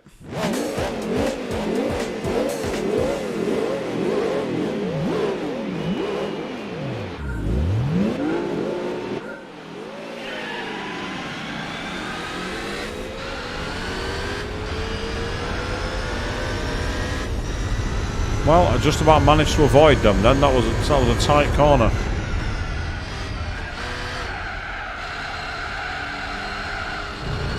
Surprisingly, I got understeer then. I got quite a lot of understeer in that corner. That was a surprise. I wasn't expecting that. Oh, we'll abuse the Herman Tilke runoff.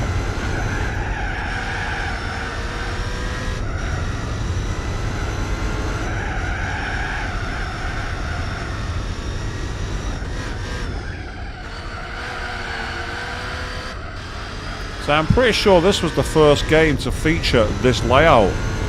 I think this was the first game where it debuted. Which is pretty awesome actually when you think about it. It's like a nice little surprise. There was a game like Gran Turismo that had the new circuit, not like Formula 1 or anything official like DCM or anything like that. The GT games. It was Gran Turismo.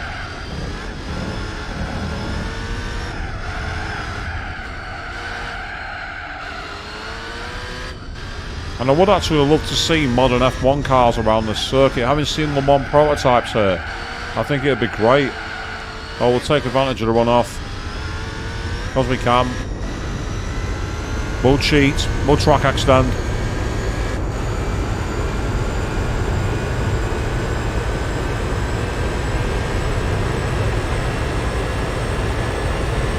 Yeah, we're topping out too soon.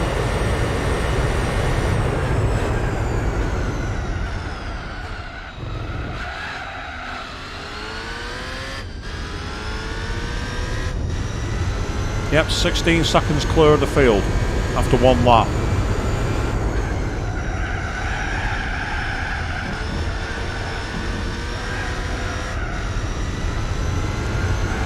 So they did a 2-minute lap, I did a 1:43. That's a bit silly. That's a golfing class by a long way.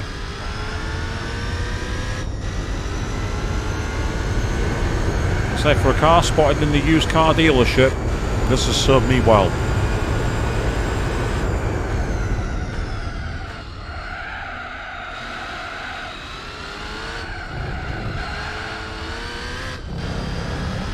Oddly enough, with this camera perspective, I feel like I'm doing those safety car laps that you see in F1. You know, where the safety car goes round for the first time. It has a similar camera angle. So we're doing this from the safety car perspective, people. And much like Burnt Mylender, I'm not waiting around.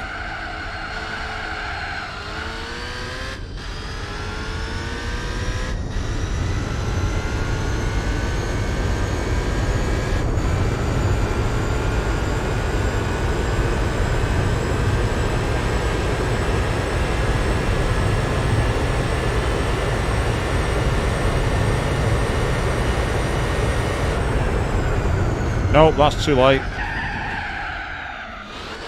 That was ambitious but rubbish, in the words of Top Gear.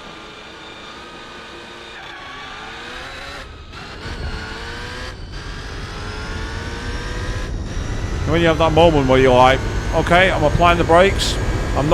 It's not stopping. It won't stop. The car won't stop. It was a bit like that.